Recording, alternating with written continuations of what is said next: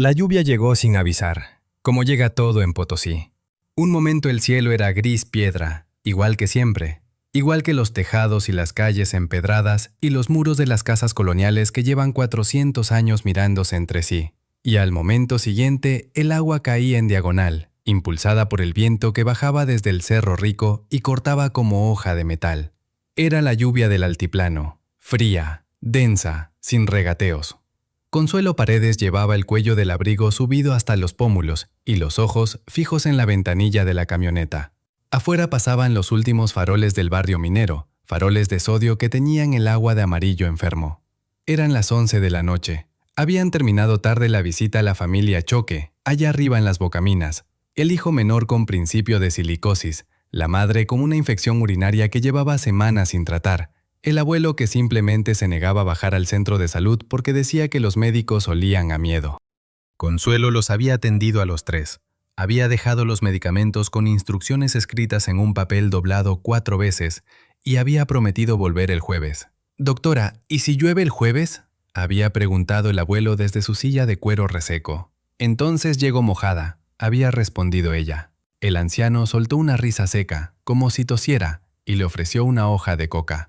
Consuelo la aceptó sin dudar. En Potosí no se rechaza la coca que te ofrecen. Lucio Apaza conducía sin hablar, lo cual era raro en él, porque Lucio normalmente llenaba los silencios con comentarios sobre el fútbol, sobre el tiempo, sobre algún chisme del barrio. Esa noche tenía los hombros tensos y las manos demasiado apretadas al volante. Consuelo lo notó pero no dijo nada. A veces la gente necesita su silencio y hay que respetarlo. La camioneta Toyota de la posta médica era vieja. Año 94. Verde botella con una franja blanca en la puerta donde alguna vez decía algo que la pintura ya no dejaba leer. El motor sonaba bien, eso sí. Lucio lo cuidaba con una devoción que no le daba a muchas otras cosas en su vida. Llevaban 10 minutos bajando la curva del camino al cerro cuando los faros iluminaron la escena. Consuelo lo vio todo al mismo tiempo, como se ven las cosas cuando el cerebro registra el peligro antes de que el pensamiento lo procese. 3 siluetas de pie. Una figura en el suelo, movimiento de brazos, el sonido sordo que llegó hasta la cabina un segundo después de verlo. «¡Lucio, frena!», ordenó. «Señorita Consuelo, no», empezó Lucio. «¡Que frenas!». La camioneta derrapó sobre el empedrado mojado. El cinturón le golpeó el pecho a Consuelo antes de que la Toyota terminara de detenerse a unos metros de las siluetas. Los 3 hombres se quedaron inmóviles, deslumbrados por los faros, y en ese instante de inmovilidad, ella ya tenía la manija de la puerta en la mano. «No baje», murmuró Lucio, con una voz que sonaba más a súplica que a advertencia. «Nos pueden hacer daño». Consuelo bajó. El frío la golpeó de lleno. El viento traía el olor del cerro, ese olor a piedra mojada y a algo metálico que en Potosí ya nadie percibe, porque está en el aire desde siempre. Ella sí lo percibía todavía, después de 5 años en la ciudad. Caminó rápido hacia las siluetas, abrió los brazos, gritó con toda la voz que tenía. «¡Policía! Tengo el radio en la mano. Quédense donde están». No tenía ningún radio en la mano. Tenía los dedos entumecidos por el frío y la certeza absoluta, aprendida en 12 años de trabajo en postas rurales de Bolivia, de que la mayoría de la gente que hace daño se detiene si escucha una voz que sabe lo que dice. Los 3 hombres se miraron entre sí. Uno de ellos masculló algo en voz baja, y los 3 se fueron, disolviéndose en la oscuridad del callejón que subía hacia las Bocaminas, sin correr, como quien simplemente cambia de rumbo. Consuelo se arrodilló junto al hombre en el suelo. Era corpulento, de complexión de minero, con los hombros anchos y las manos grandes que reconoció al primer vistazo como manos de trabajo pesado. Callos en las palmas, nudillos gruesos, una cicatriz vieja en el dorso de la derecha. Llevaba una chaqueta de lona gruesa, el tipo que usan los mineros dentro del cerro, naranja oscuro con rayas reflectantes. Estaba empapada. El agua seguía cayendo, y él no hacía nada por protegerse porque no podía. Estaba inconsciente. Le buscó el pulso en la carótida. Lo encontró. Rápido, débil, irregular. Luego puso la palma de la mano sobre su frente y retiró los dedos como si hubiera tocado una cocina encendida. El calor que irradiaba su cuerpo era de fiebre alta, de las que se instalan y no ceden solas. «¡Lucio!», llamó sin levantar la voz, porque los gritos en la noche atraen más problemas. «Necesito ayuda. Trae la camioneta más cerca y baja». Hubo una pausa larga. Luego sonó el motor. Juntos lo cargaron hasta el asiento trasero. Era pesado y estaba completamente flojo, sin ninguna colaboración del cuerpo, y a Consuelo se le resbaló 2 veces antes de conseguir que quedara recostado. Le limpió la cara con la manga del abrigo. Tenía una ceja abierta, un corte limpio pero profundo que sangraba con constancia, y el pómulo derecho tan hinchado que ya empezaba a deformarle la órbita del ojo. Encendió la radio de la camioneta. «Posta Barrio Minero a Central. Posta Barrio Minero a Central».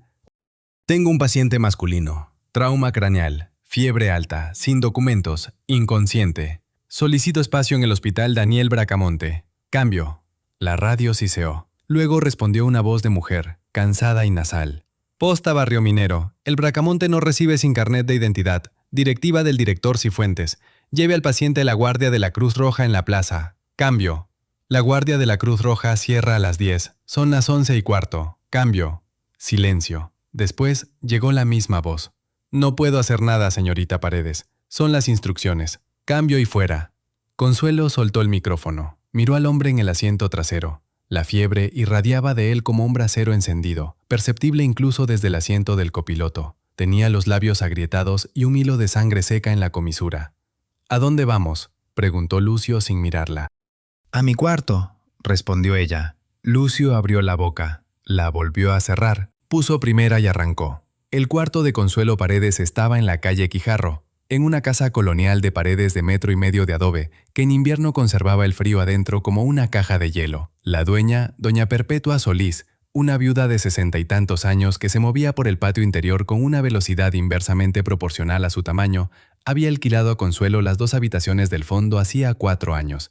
Y en ese tiempo habían desarrollado una relación basada en el respeto mutuo y en el acuerdo tácito de no hacerse preguntas innecesarias.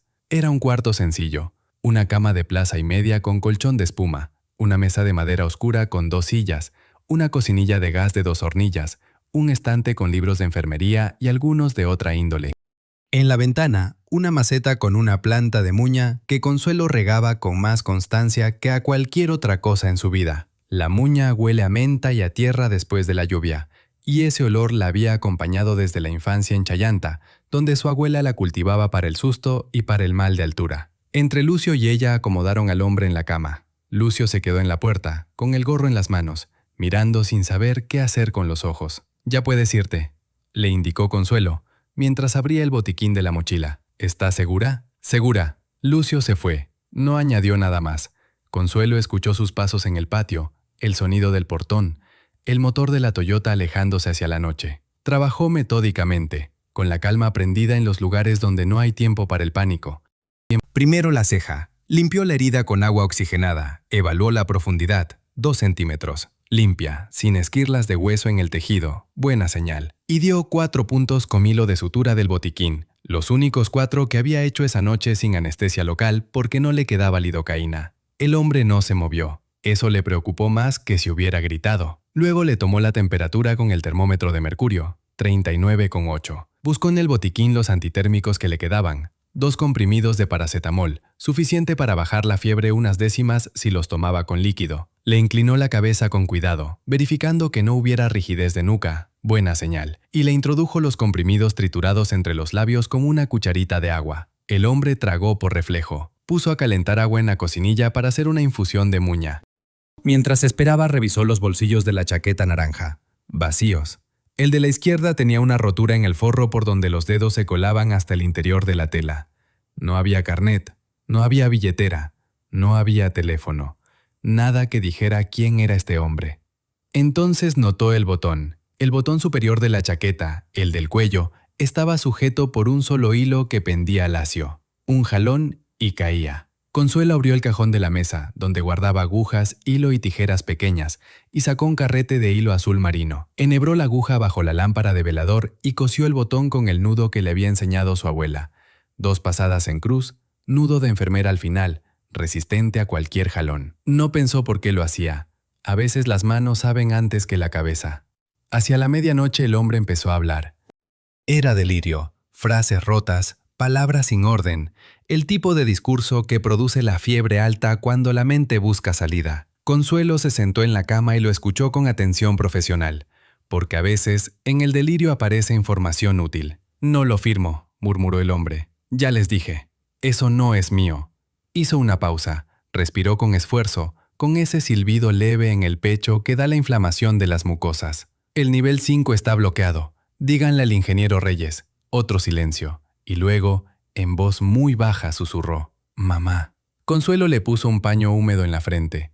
El hombre se aquietó un poco, como un animal que siente una mano conocida. Ella mantuvo la palma sobre su frente y contó mentalmente hasta 10, técnica que había aprendido de una enfermera mayor en su primer año de trabajo.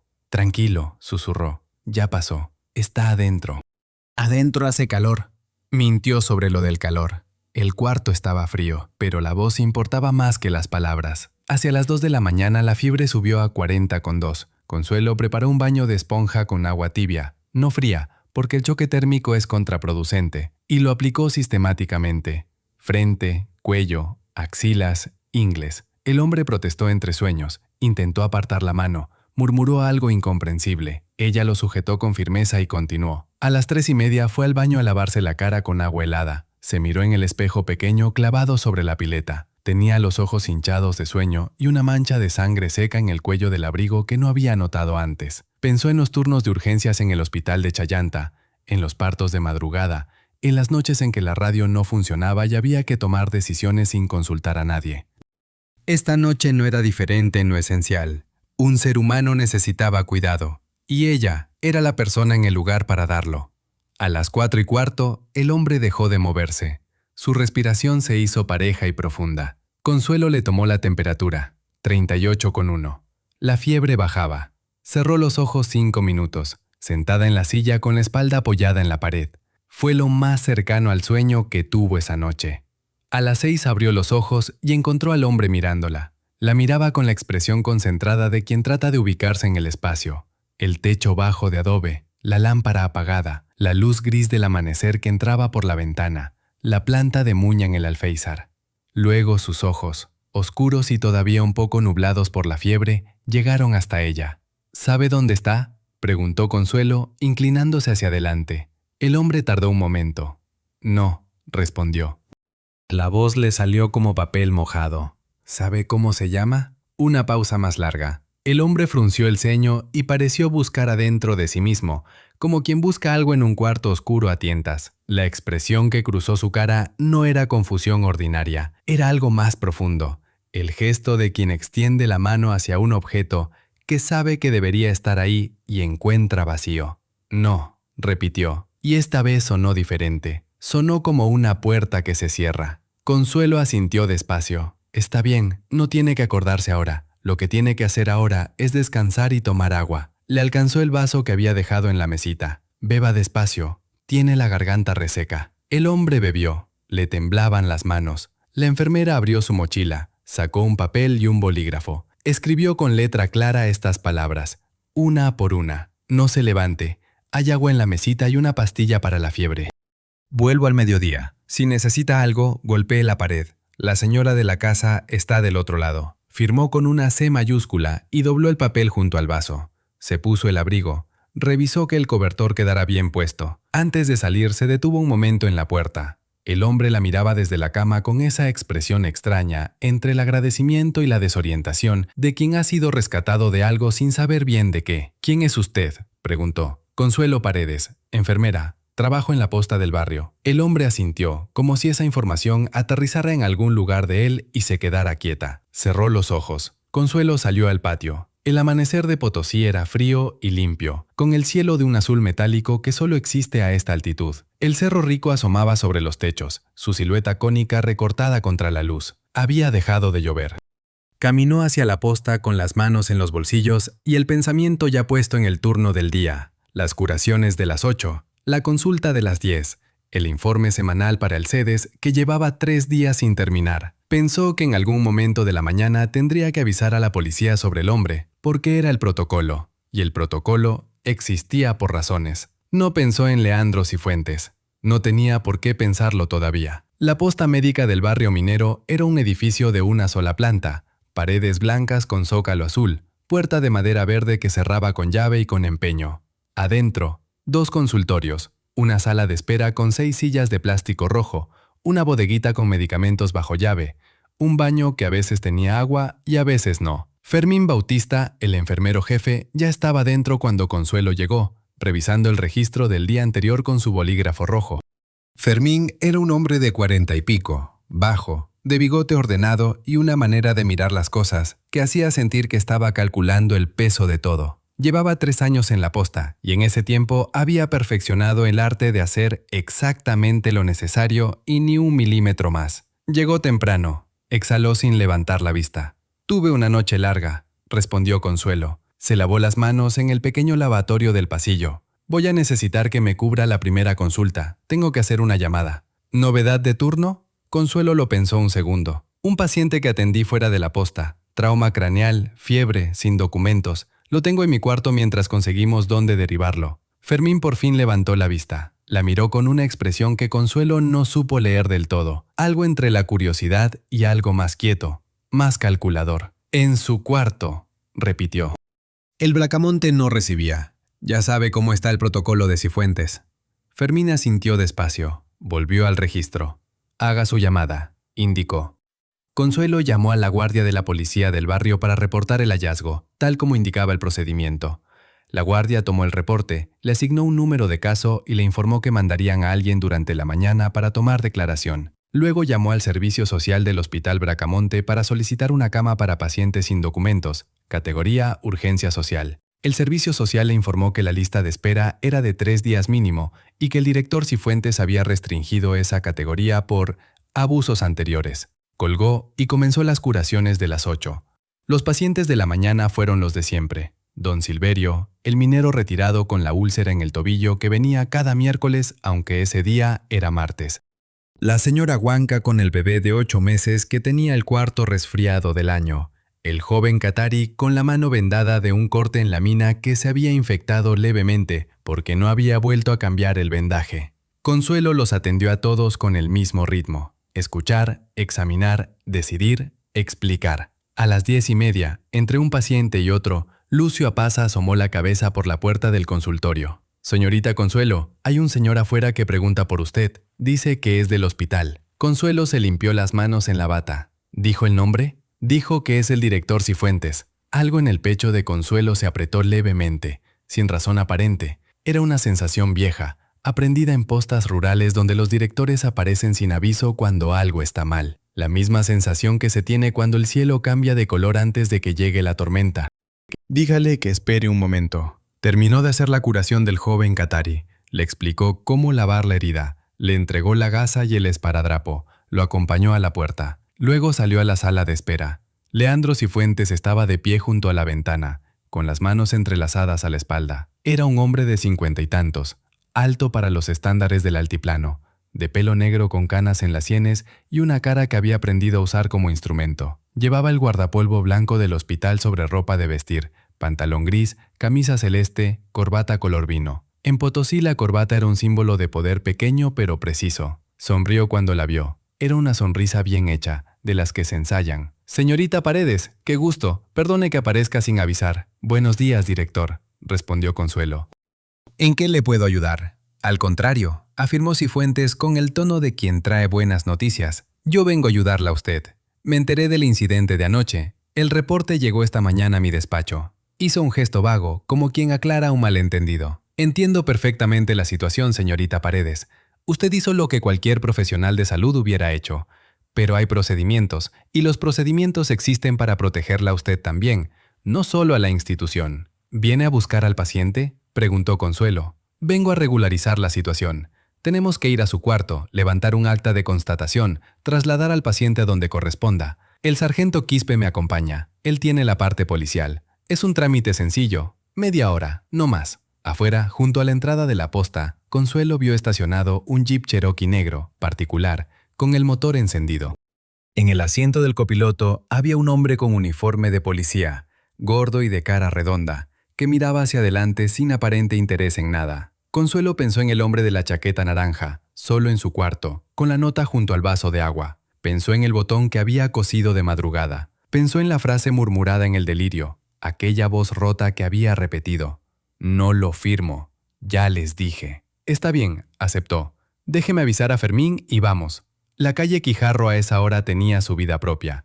El señor de los periódicos en la esquina, 2 mujeres con aguayos que bajaban hacia el mercado, un perro blanco que dormía junto al portal de la iglesia. El sol de la mañana potosina era blanco y frío, sin calor real, como una lámpara que alumbrara sin calentar. Doña Perpetua Solís los miró desde el patio interior con los ojos chicos de quien sospecha algo pero no sabe qué.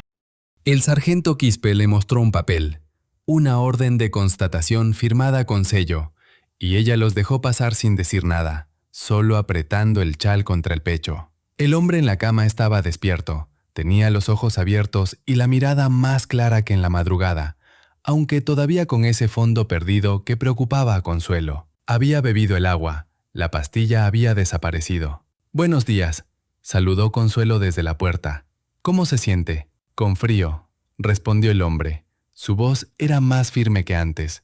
Cifuentes entró al cuarto detrás de ella. El sargento Quispe entró último y se quedó junto a la puerta. Con él venían dos mujeres, las vecinas del patio que Quispe había recogido en el camino, presentadas como testigos. Consuelo las reconoció. Eudoxia, que vendía apio en el mercado los jueves, y Gladys, que cosía polleras y cuyas tijeras se oían a través de la pared. El cuarto de pronto era muy pequeño. Cifuentes miró alrededor con la expresión de quien evalúa. Su vista se demoró un momento en la mochila de enfermería de Consuelo, que estaba sobre la silla junto a la mesa. Luego se volvió hacia ella con una sonrisa de disculpa. «Disculpe, señorita Paredes, ¿me podría dar un vaso de agua? El camino me dejó la garganta seca. La altura, ya sabe». Consuelo fue a la cocina. Tardó menos de 20 segundos. Tomó el vaso del estante, abrió la llave, esperó que saliera el agua fría. Escuchó pasos en el cuarto, el sonido de algo que se movía, un leve crujido de madera. Cuando volvió con el vaso, Cifuentes estaba en el mismo lugar, con las manos entrelazadas a la espalda, mirando por la ventana hacia el patio. Le alcanzó el agua, él la tomó, bebió 2 sorbos, la devolvió. «Gracias». El sargento Quispe se acercó entonces a la mochila de enfermería. La abrió con un movimiento que pretendía parecer casual. Metió la mano dentro y sacó algo. Una caja plana de cartón, blanca con franja azul. Consuelo la reconoció antes de leer la etiqueta. Era morfina inyectable del Hospital Bracamonte. El código del lote estaba impreso en el costado. Quispe la sostuvo en alto con una expresión de sorpresa manufacturada. ¿Y esto? Consuelo sintió el cuarto moverse, no físicamente, sino de otra manera, como cuando se entiende algo que no se quiere entender. Fue un movimiento interior, una especie de tierra que se corre bajo los pies. «Eso no es mío», respondió. La voz le salió firme, porque en situaciones así, la voz se afirma sola, por contraste con lo que se siente adentro. «Yo no puse eso ahí». Quispe ya estaba abriendo el cajón de la mesita de noche. Sacó 2 cajas más, las depositó sobre la mesa, junto a las tijeras y el carrete de hilo azul marino. Eudoxia, junto a la puerta, se tapó la boca con la mano. Cifuentes miró a Consuelo con una expresión que ella recordaría durante años. No era triunfo, no exactamente, era alivio. El alivio de quien ha resuelto un problema que le quitaba el sueño. «Señorita Paredes», pronunció en voz baja, «esto es muy serio». Desde la cama, el hombre de la chaqueta naranja los miraba a todos. Había intentado incorporarse y no había podido del todo. Estaba sentado con la espalda contra la pared y las piernas todavía bajo el cobertor. Su cara expresaba una confusión que no era la de la fiebre, sino la de quien ve algo injusto sin tener palabras todavía para nombrarlo. «Suéltenla», exhaló. La voz le salió débil pero sin titubeo. Nadie lo miró. El sargento Quispe sacó las esposas del cinturón. Consuelo Paredes, enfermera de la posta médica del barrio minero de Potosí, que esa mañana había llegado temprana al trabajo después de no dormir, que había cosido una ceja y bajado una fiebre y cosido un botón en la madrugada, juntó las muñecas detrás de la espalda sin que se lo pidieran, porque sabía lo que venía y porque enfrentar las cosas de frente era lo único que había aprendido a hacer. El frío del metal era exactamente tan frío como había supuesto que sería. «Llamen una ambulancia para él», pidió, mirando a Cifuentes. «Tiene fiebre todavía, no puede quedarse solo». Cifuentes ya estaba recogiendo su guardapolvo. «Por supuesto», aseguró. No llamó ninguna ambulancia. Consuelo lo supo en ese momento, con la misma certeza con que sabe el minero que un techo está cediendo, no por el ruido, sino por el silencio que lo precede. La sacaron al patio. Doña Perpetua Solís estaba en la puerta de su cuarto, con las manos apretadas sobre el delantal y los ojos llenos de una angustia impotente. No pronunció palabra. Consuelo tampoco. El Cerro Rico estaba ahí, sobre los techos, como siempre, enorme y quieto y completamente indiferente a lo que pasaba en la calle de abajo. Consuelo caminó hacia el jeep con espalda recta. La celda de detención preventiva olía a piedra húmeda y a algo más difícil de nombrar. Algo que se instala en los lugares donde la gente espera sin saber cuánto tiempo va a esperar. Consuelo lo identificó al primer respiro. Era el olor del miedo acumulado, el mismo que tienen las salas de urgencias cuando hay demasiados pacientes y muy pocos recursos. Ese olor denso de cuerpos bajo tensión que ningún desinfectante logra cubrir del todo. La habían metido en una celda pequeña como otras 3 mujeres. Una dormía en el catre del fondo con el brazo sobre los ojos. Las otras 2, sentadas en el suelo con la espalda contra la pared, la miraron entrar con la indiferencia de quien ya ha visto demasiadas llegadas. Nadie preguntó nada. En ese lugar, las preguntas eran un lujo que se reservaba para cuando ya había confianza, y la confianza se ganaba despacio. Consuelo se sentó en el único espacio libre, junto a la puerta de metal, y puso las manos sobre las rodillas. Le dolían las muñecas. El sargento Quispe había apretado las esposas más de lo necesario, y la marca roja que le habían dejado en la piel era visible todavía, un surco rosado que ella examinó con atención profesional, como si fuera la muñeca de otra persona. Sin lesión vascular, sin compromiso neurológico, solo dolor, que era otra cosa. Pensó en el hombre de la chaqueta naranja, solo en su cuarto con la puerta cerrada y sin teléfono. Pensó en la planta de muña en la ventana. Pensó en el turno de las 3 de la tarde que había dejado sin cubrir, en los pacientes que llegarían y encontrarían la posta cerrada. Luego paró de pensar en todo eso, porque pensar en lo que no podía cambiar era un gasto que no se podía permitir. La mujer del catre se dio vuelta sin abrir los ojos y soltó un quejido largo, animal, de quien duerme mal. Afuera, en el pasillo, una radio de guardia emitía un partido de fútbol con el volumen bajo. Los comentaristas hablaban en quechua mezclado con español, y ese sonido familiar, ese ritmo conocido de la voz que describe una jugada, fue lo primero que le produjo a Consuelo algo parecido al alivio. Potosí era todavía Potosí, con su radio de guardia y su partido de fútbol. Eso no había cambiado. Lo que sí había cambiado era todo lo demás. El abogado de oficio llegó al día siguiente, a primera hora de la tarde. Era un hombre joven, más joven de lo que Consuelo hubiera esperado, con el maletín de cuero gastado que pertenecía claramente a otra época y unos anteojos de marco metálico que le resbalaban por el puente de la nariz cada vez que bajaba la cabeza a revisar sus papeles. Se llamaba Rodrigo Pinto y tenía la mirada de alguien que trabaja demasiado y duerme poco. Le explicó la situación con una franqueza que Consuelo agradeció, porque era el tipo de franqueza que no pide permiso. Le voy a decir lo que hay. Empezó sin preámbulos, acomodando los anteojos con un dedo. El cargo es sustracción de medicamentos controlados con agravante de función pública. Tienen 3 cajas de morfina inyectable encontradas en su domicilio, ante testigos. Tienen planillas de despacho del hospital con su firma durante 6 meses. Tienen a un enfermero jefe que dice haberla visto sacar material de la farmacia. Y tienen a un paciente sin documentos en su cuarto, lo cual configuró la circunstancia que motivó el registro. Consuelo lo escuchó sin interrumpirlo. ¿Cuánto tiempo?, preguntó cuando él terminó. Rodrigo Pinto se quitó los anteojos, los limpió con la manga del saco, se los volvió a poner. Si va a juicio con esos elementos y no hay nada de su parte que los contradiga, entre 3 y 5 años, posiblemente con posibilidad de libertad condicional a mitad de condena si hay buena conducta. Consuelo procesó ese número en silencio, como se procesa una cifra que el oído recibe antes de que el entendimiento llegue. ¿Y si firmo una declaración admitiendo los cargos? Eso es lo que el fiscal propone. 2 años con posibilidad de libertad anticipada al año, sin juicio, sin costo de defensa. Consuelo miró la pared de enfrente. Era una pared de cemento sin revocar, con una grieta fina que bajaba desde el ángulo superior izquierdo hasta la mitad, donde se bifurcaba en 2. Siguió la grieta con los ojos hasta donde se perdía. «Yo no robé nada», pronunció.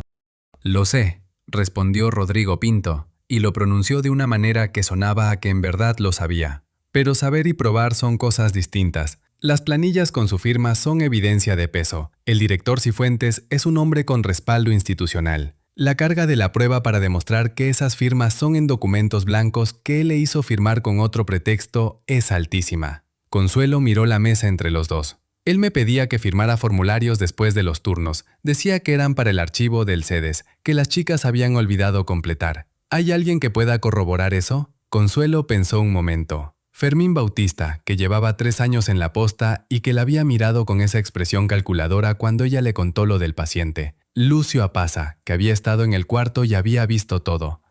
La señora Perpetua, que los había dejado pasar sin oponer resistencia. No sé, respondió. Rodrigo Pinto asintió despacio, como si esa respuesta confirmara algo que ya sospechaba.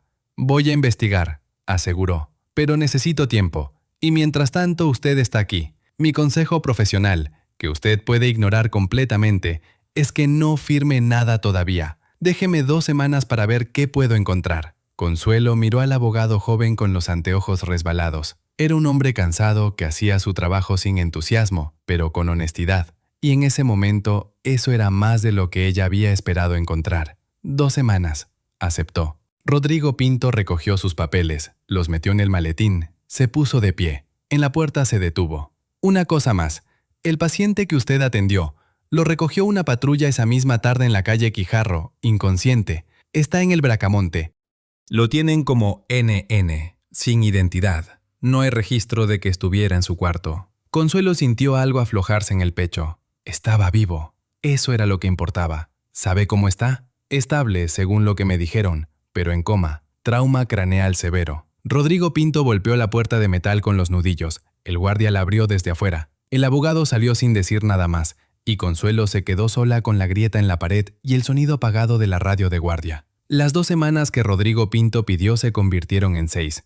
En ese tiempo, el mundo de Consuelo se redujo a los límites de lo que podía verse desde la celda. El trozo de cielo por la ventana alta, el turno de las comidas, el sonido de los pies de los guardias en el corredor de cemento. Aprendió a calibrar el tiempo por la luz. Cuando el rectángulo de la ventana se ponía naranja, era cerca de las 6 de la tarde. Cuando desaparecía, eran las 8. Cuando volvía, era el amanecer. Ocupó las horas con lo que sabía hacer, escuchar. La mujer del catre se llamaba Natividad y tenía 52 años y un hijo de 22 que trabajaba en las minas del Mutún. Las otras 2 eran hermanas, Benigna y Cleofe, detenidas por una disputa de tierras que llevaba generaciones en su familia y que el sistema judicial había recibido con la misma velocidad con que recibe todo. Las 4 mujeres aprendieron a coexistir con la eficiencia tranquila de quienes no tienen alternativa. Consuelo revisó las heridas menores de sus compañeras de celda con lo que había a mano: agua limpia, una tira de tela desgarrada de la sábana cuando Natividad se cortó el pie con el borde de la cama. Natividad la miró con desconfianza la primera vez y con gratitud la segunda, que es como funciona la confianza en todos los lugares. A la 7ª semana, Rodrigo Pinto volvió con cara de quien trae noticias que no son buenas, pero tampoco son todo lo malo que podrían ser. Lucio Apaza no va a declarar, anunció sentándose frente a ella. Tiene miedo de Cifuentes, que ya fue ratificado como director regional de salud. Me lo confesó él mismo, con esas palabras, que tiene miedo. Fermín Bautista confirmó su versión al fiscal. Las 2 vecinas que actuaron como testigos del registro firmaron sus declaraciones sin variaciones. ¿Y las planillas? Ahí está lo interesante. Rodrigo Pinto abrió el maletín y sacó varias hojas fotocopiadas. Conseguí que un perito caligráfico independiente revisara las firmas. Su conclusión es que son auténticas, que usted las firmó, lo cual no dice nada sobre el contexto en que lo hizo, pero tampoco lo contradice. Para el tribunal, lo que importa es que la firma está. Consuelo examinó las fotocopias, reconoció su propia letra, la C con el gancho que le había enseñado su madre, la P de Paredes con el trazo levantado. Eran sus firmas, no había ninguna duda, y en cada planilla, junto a su firma, figuraba una descripción de medicamentos que ella nunca había visto, que nunca había tocado, que nunca había retirado de ningún almacén. Cifuentes tardó mucho tiempo en preparar esto, pronunció en voz baja. Meses, confirmó Rodrigo Pinto. Lo que encontramos es que las planillas tienen fechas distribuidas a lo largo de 6 meses. No fue una improvisación. Alguien construyó esto con cuidado. Consuelo dobló las fotocopias y las devolvió. En su cabeza armó la secuencia con la precisión clínica con que armaba los diagnósticos diferenciales. Cifuentes tenía la auditoría encima. Necesitaba un chivo expiatorio con tiempo suficiente para que pareciera creíble. Y ella había sido la candidata perfecta, porque era solitaria, sin familia en la ciudad, sin padrinos políticos, y además acababa de cometer una irregularidad documentable que le daba el pretexto. Solo que el pretexto había llegado antes de que él lo necesitara. La noche de la lluvia con Aurelio Montoya no era parte del plan original. Era una oportunidad que Cifuentes reconoció al instante, como reconocen las oportunidades los hombres que llevan tiempo esperándolas. ¿Qué me recomienda?, preguntó. Rodrigo Pinto la miró un momento antes de responder. Que no firme la declaración de culpabilidad, que vayamos a juicio. Las posibilidades no son buenas, pero si firmamos ahora, cerramos la puerta a cualquier revisión futura del caso. Hizo una pausa. Y le recomiendo que piense si hay alguien, cualquier persona, que pueda dar cuenta de la situación real. Cualquier detalle que no hayamos considerado. Consuelo pensó en el hombre de la chaqueta naranja, en el coma en el Bracamonte, sin nombre, sin nadie que lo buscara, en la nota que había dejado junto al vaso de agua. En el botón cosido con hilo azul marino. El paciente, señaló. Si despierta, él vio todo. Rodrigo Pinto asintió despacio. Si despierta y recuerda. El juicio se celebró 3 meses después, en una sala del Juzgado de Instrucción Penal de Potosí que tenía las ventanas pintadas de blanco hasta la mitad para que no entrara el frío del exterior. No funcionó del todo. El frío entraba igual, colándose por los marcos, y Consuelo lo sintió en los tobillos durante toda la audiencia. La sala era pequeña y estaba casi vacía. Rodrigo Pinto a su izquierda, con el maletín de cuero sobre las rodillas, el fiscal en la mesa de enfrente, un hombre de 40 años con la palidez crónica de quien pasa demasiadas horas bajo luz artificial. El juez, una mujer de pelo corto y anteojos rectangulares, que leía los documentos con la velocidad inexpresiva de quien ha leído demasiados documentos en su vida.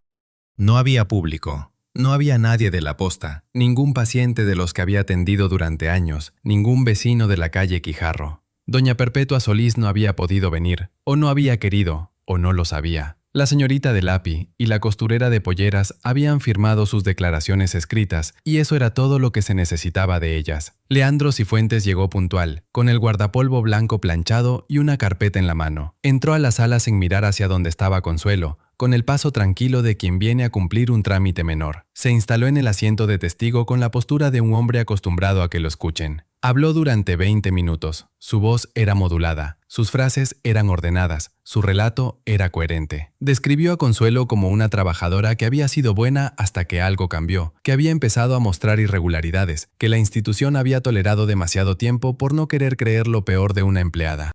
Usó las palabras decepción y responsabilidad institucional y ejemplo para el sistema.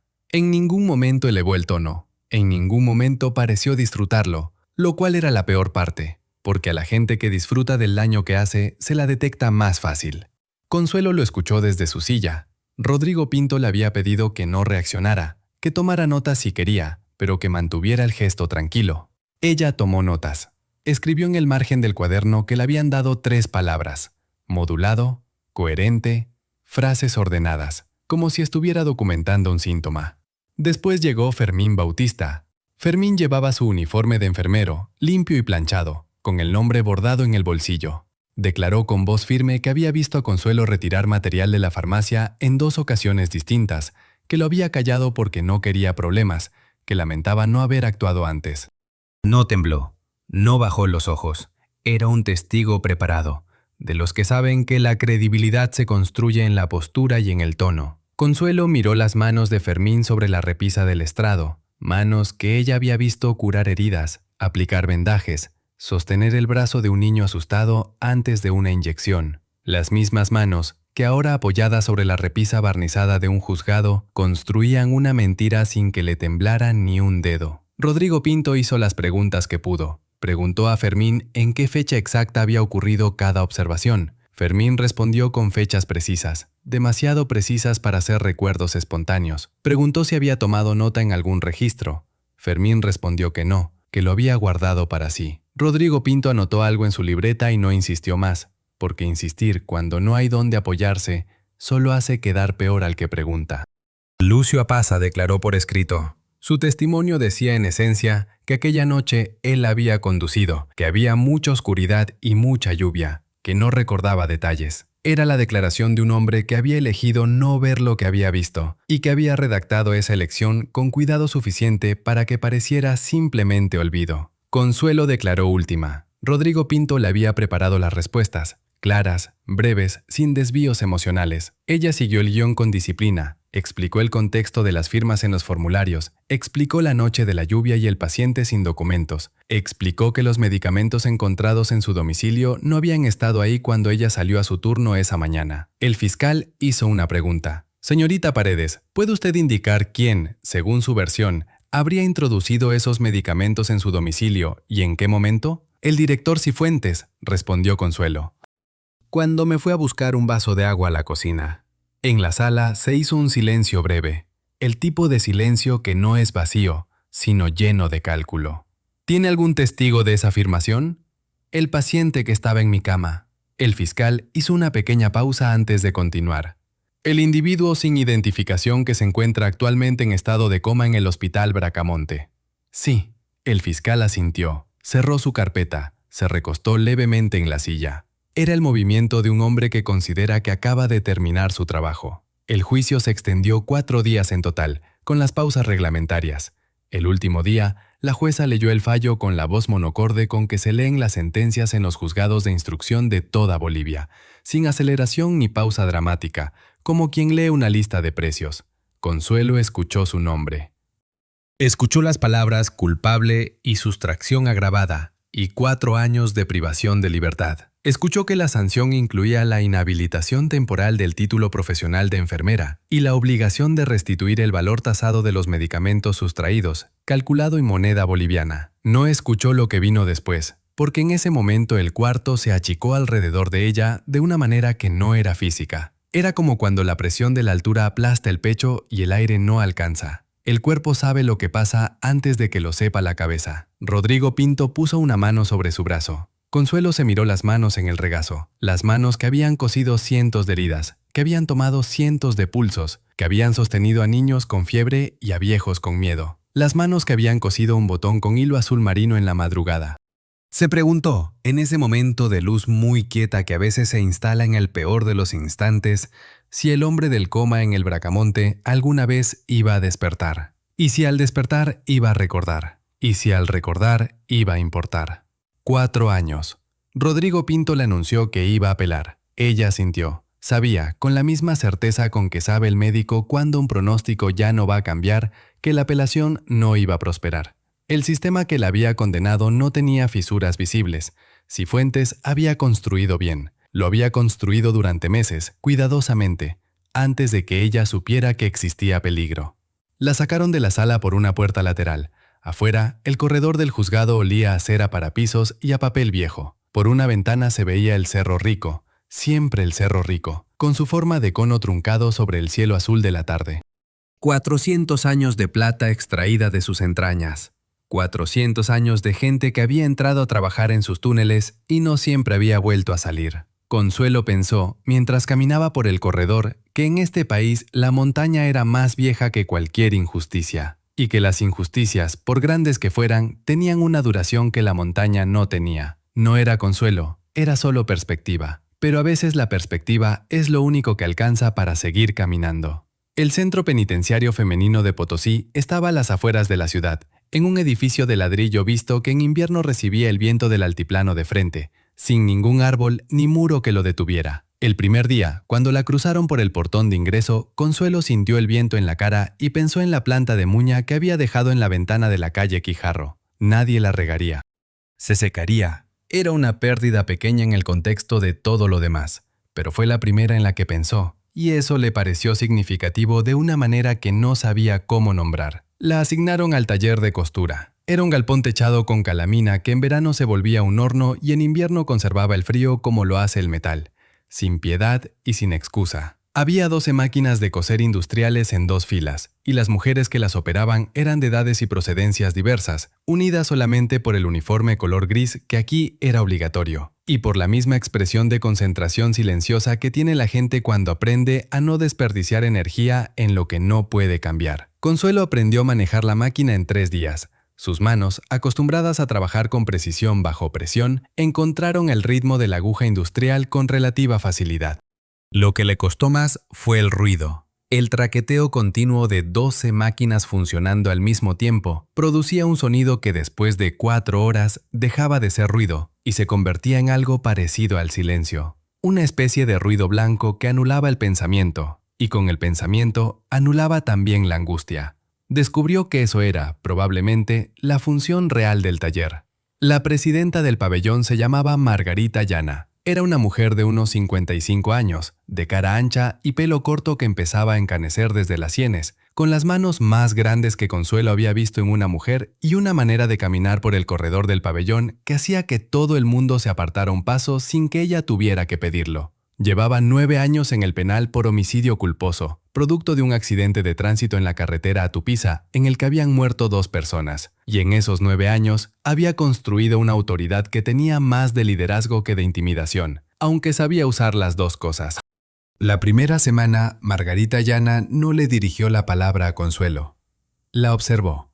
Eso era todo. Cada vez que Consuelo levantaba la vista del plato en el comedor o del tejido en el patio, encontraba a Margarita mirándola con una atención tranquila que no era amenaza, pero tampoco era bienvenida. Era evaluación, pura y simple. Las otras mujeres del pabellón tomaron su actitud de la de Margarita. Si Margarita no se pronunciaba, nadie se pronunciaba. Consuelo comía en silencio, dormía en la cama que le habían asignado, cumplía su turno en el taller. No buscó conversación ni la rechazó cuando llegó. Llegó de noche, a la tercera semana, de la manera más inesperada. Era después del horario de luces. El pabellón estaba oscuro, con solo la lámpara de emergencia en el corredor que proyectaba una franja de luz por debajo de la puerta. Consuelo estaba despierta, mirando el techo de cemento con los ojos abiertos en la oscuridad, cuando escuchó el sonido. No era un quejido de sueño, ni el movimiento ordinario de alguien que cambia de posición. Era algo diferente, un sonido húmedo, trabajoso, el sonido de alguien que está luchando por hacer algo que debería ser automático. Respirar. Se incorporó. En la cama del extremo, a 4 metros de distancia, Margarita Llana estaba sentada con las piernas colgando al costado del colchón y las manos apretadas sobre el pecho, con los dedos cruzados sobre el esternón, como si estuviera rezando, o como si estuviera intentando abrirse el pecho con las manos. Su respiración era un silbido húmedo y corto que no llegaba a ninguna parte. Consuelo llegó junto a ella en 4 pasos. Luz escasa, sin instrumental, sin medicamentos, sin monitor, solo sus manos y lo que sabía. Buscó el pulso en la carótida, filiforme, irregular, con las pausas largas que no debería tener. Miró la cara de Margarita. Los labios estaban tomando color oscuro, los ojos estaban abiertos pero sin foco. Margarita, pronunció en voz baja, míreme, aquí. Los ojos de Margarita se movieron hacia ella, lentamente, como si costara. Voy a recostarse. Necesito que se deje. Margarita no resistió. Eso le reveló a Consuelo todo lo que necesitaba saber sobre la gravedad. Cuando Margarita Llana no resiste, la situación es seria. La recostó en el suelo, porque el colchón era demasiado blando para lo que venía. Desató la parte superior del uniforme. Natividad, que dormía en la cama vecina, se había despertado con el movimiento y miraba desde arriba con los ojos muy abiertos. «Golpea la puerta», le pidió Consuelo. «Fuerte. Y no pares». Mientras Natividad golpeaba y alguien del corredor respondía con impaciencia, Consuelo hizo lo que sabía hacer con lo que tenía.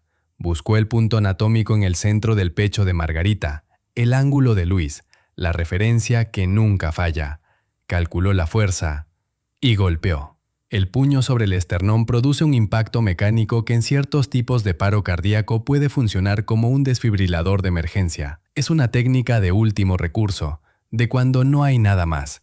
Produce dolor, deja moretón. No siempre funciona. Esta vez funcionó. Margarita Llana exhaló un ruido largo y raro, casi de sorpresa, y su pecho comenzó a moverse. Consuelo la puso de costado, le liberó la vía aérea, monitoreó el pulso con 2 dedos mientras los golpes de Natividad en la puerta seguían resonando en el corredor. El guardia tardó 4 minutos en abrir.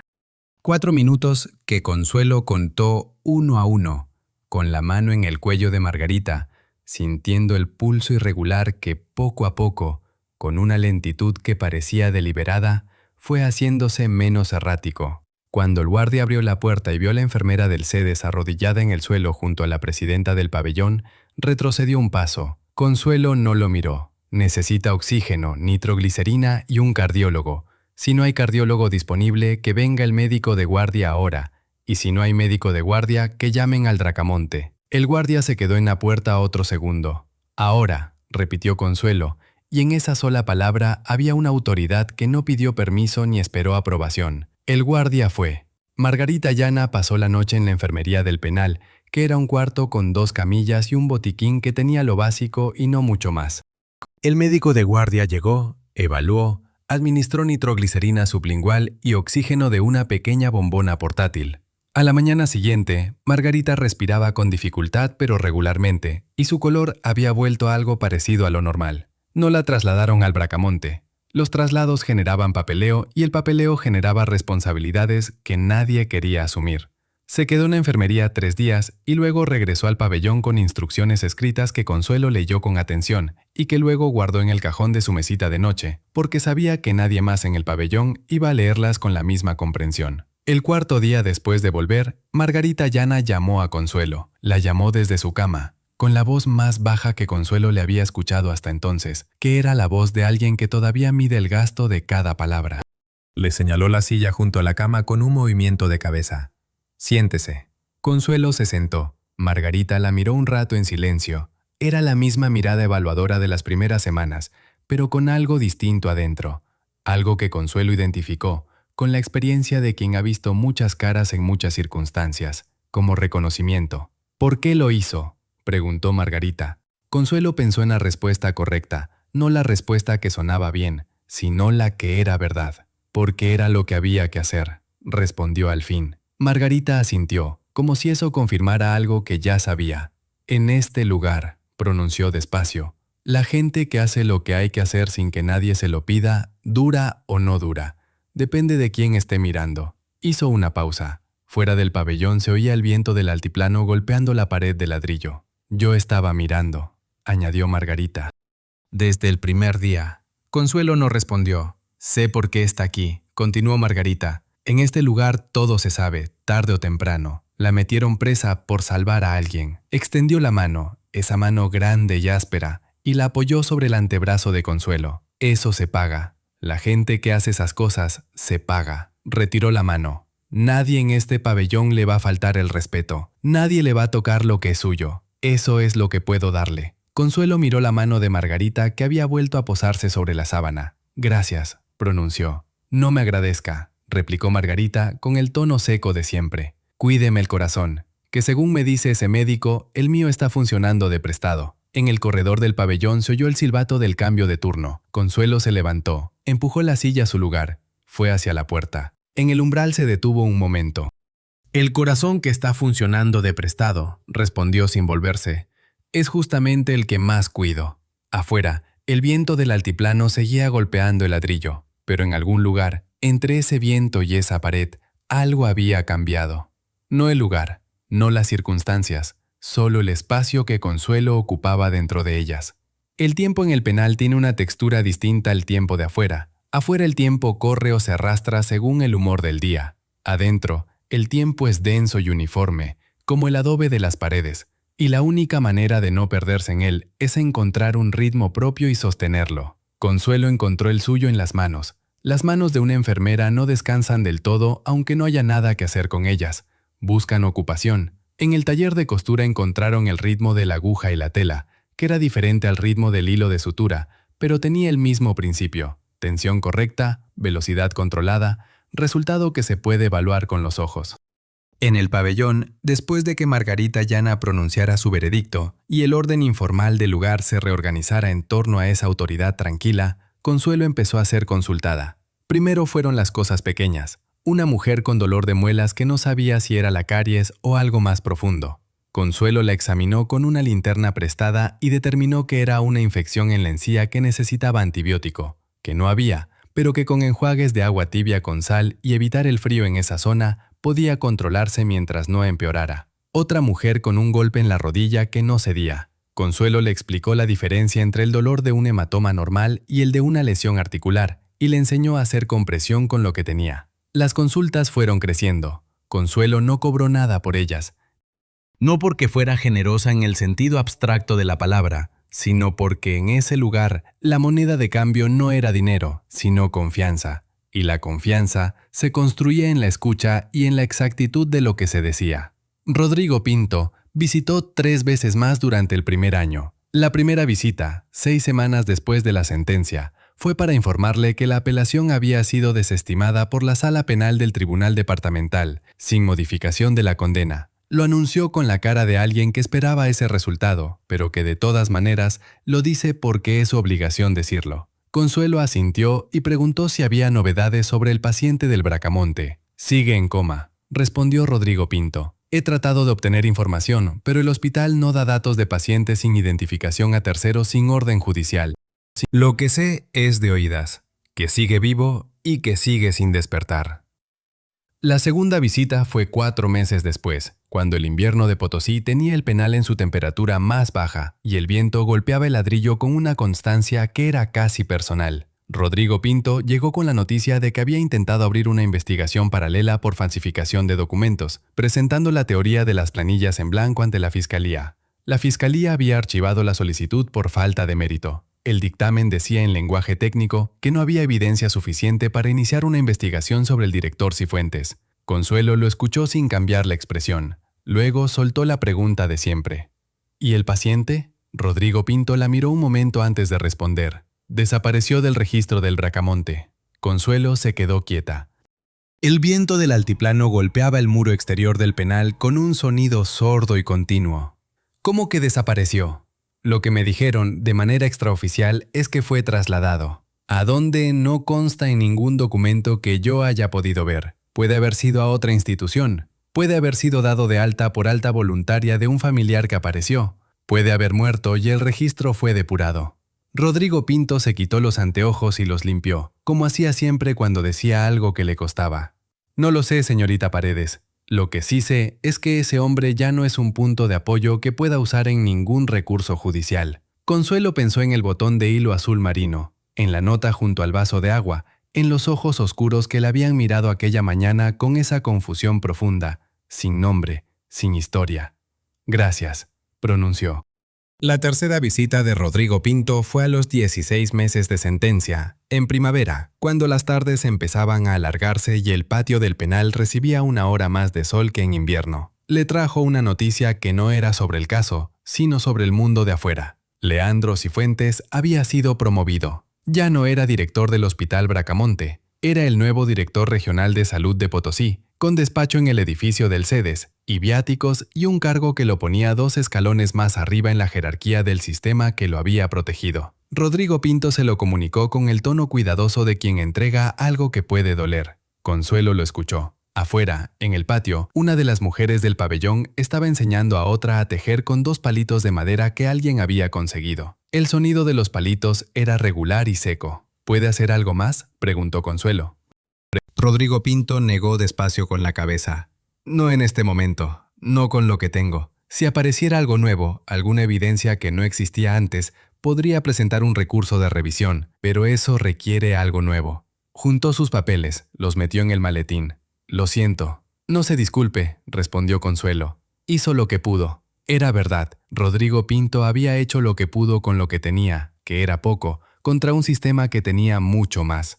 Eso era todo lo que se podía pedir, y Consuelo lo sabía porque había pasado suficientes noches pensando en ello. Rodrigo Pinto no volvió a visitarla, no porque no quisiera, sino porque no había más que decir, y los dos lo sabían. Los meses siguientes fueron los más difíciles, no por ningún evento particular, sino por la acumulación. Hay un punto en la privación prolongada en que el cuerpo acepta las condiciones y el espíritu empieza a negociar con ellas, y esa negociación tiene un costo que no siempre se percibe en el momento, sino después, en la rigidez que se instala en las mañanas o en la lentitud con que los pensamientos se mueven. Consuelo notó el cambio en sus propias manos, no en la habilidad que mantuvo, sino en la textura. La piel se fue volviendo más opaca, menos elástica, con las venas más marcadas.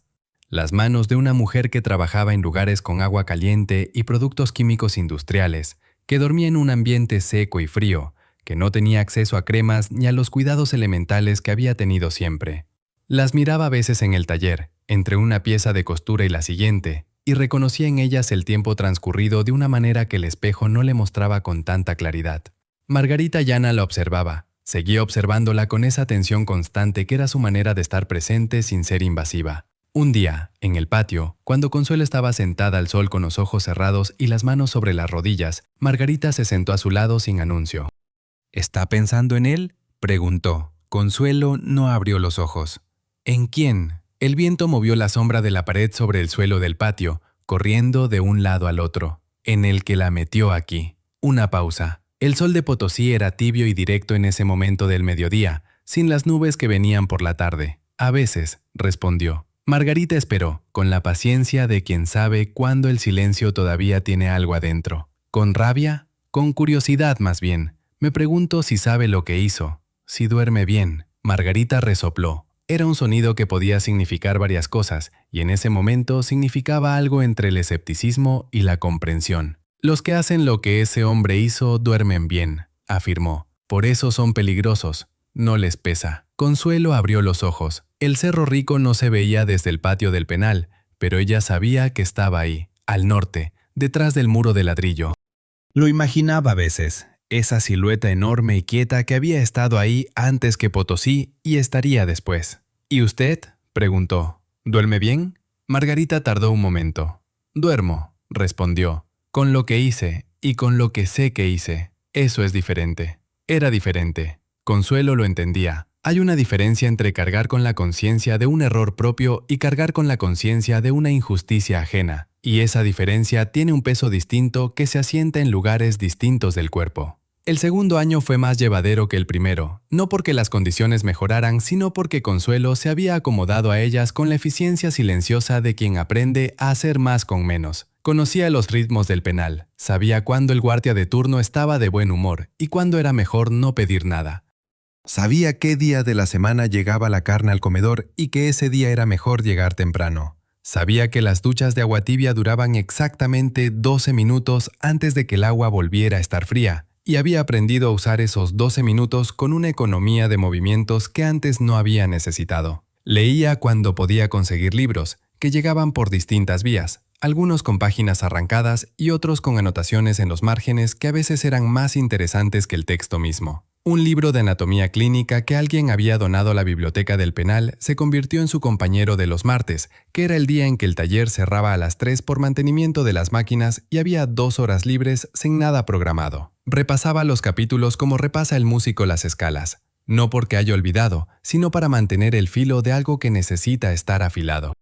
El sistema cardiovascular, el sistema nervioso, los mecanismos de la respiración, nombres que en su vida de antes habían sido herramientas y que ahora eran algo más parecido a promesas. Prometerse a una misma que volverá a usar lo que sabe es una forma de no perderlo. Al comienzo del tercer año llegó al pabellón una mujer nueva. Se llamaba Yolanda Kisbert y tenía 38 años y una manera de entrar a los lugares como si pidiera permiso con el cuerpo aunque no lo pidiera con las palabras. Había sido detenida por una irregularidad en los registros de una microempresa que manejaba con su marido, una acusación que Consuelo, después de escucharla durante 2 semanas, encontró tan construida sobre documentación seleccionada y tan parecida a su propio caso, que sintió un vértigo breve y frío. ¿Tuvo usted acceso a revisar todos los documentos que el fiscal presentó?, le preguntó una tarde. Yolanda Kisbert la miró con los ojos de quien no entiende la pregunta, pero intuye que es importante. Me dijeron que estaban todos, el abogado revisó. Consuelo esperó un segundo antes de continuar. ¿El abogado de oficio? Sí. Consuelo asintió sin añadir nada más, porque añadir algo más no servía para nada en ese momento y solo causaría angustias y entremedio. Pero lo que pensó lo guardó. Que los sistemas que producen injusticias no las producen al azar, que tienen preferencias, que buscan a las personas solas, sin red, sin poder, y que esa selección no era un accidente, sino un diseño. Fue alrededor de esa época cuando Consuelo empezó a pensar en Leandro Cifuentes de una manera diferente, no con rabia, que era una emoción que consumía energía que no tenía disponible, con algo más frío.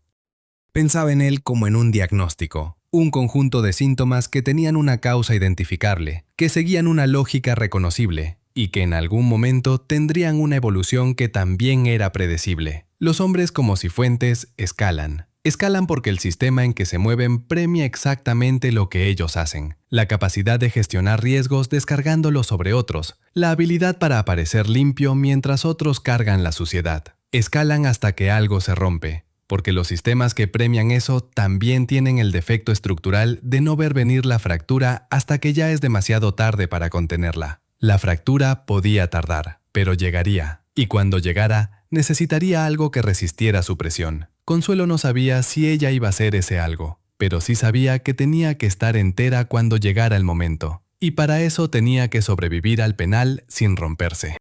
No solo físicamente, la rotura que le preocupaba era otra, la de perder la claridad sobre quién era, y qué sabía, y para qué servía. La planta de muña que había dejado en la ventana de la calle Quijarro llevaba 3 años muerta. Lo sabía con certeza, aunque nunca había vuelto a ver esa ventana, pero el olor, ese olor a menta y a tierra mojada, lo tenía intacto. Lo recordaba con una precisión que no tenía que ver con la memoria, sino con algo más físico. El cuerpo guarda los olores en un lugar distinto al que guarda los datos, y ese lugar es más resistente. Cuando quería recordar quién era, pensaba en ese olor. El 4.º año empezó con un invierno que el altiplano entregó con particular severidad. Las noches de junio bajaban a temperaturas que hacían que la condensación se formara en el interior de las ventanas del pabellón, y las mañanas comenzaban con ese frío que se instala en los huesos antes de que el sol salga a disputarle el terreno.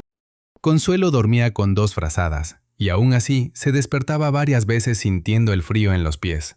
En ese invierno, Margarita Llana tuvo un segundo episodio cardíaco. Fue menos grave que el primero, y Consuelo actuó con la misma rapidez, pero con más recursos que la primera vez. El médico de guardia respondió en 3 minutos, porque Margarita ya era conocida como paciente de riesgo, y el botiquín de la enfermería tenía nitroglicerina, después de que Consuelo había insistido 3 veces en los últimos 2 años para que la incluyeran en el inventario básico. Margarita salió de ese episodio más liviana de alguna manera, como si el susto hubiera quemado algo que ya no necesitaba. En los días de recuperación habló más que de costumbre, con esa libertad que tienen a veces los que han estado cerca de algo grande. ¿Qué va a hacer cuando salga?, le preguntó una tarde, mientras Consuelo le revisaba la presión con el tensiómetro manual que el médico de guardia le había prestado. Trabajar, respondió Consuelo. Margarita esperó, con los ojos en el techo. ¿En lo suyo?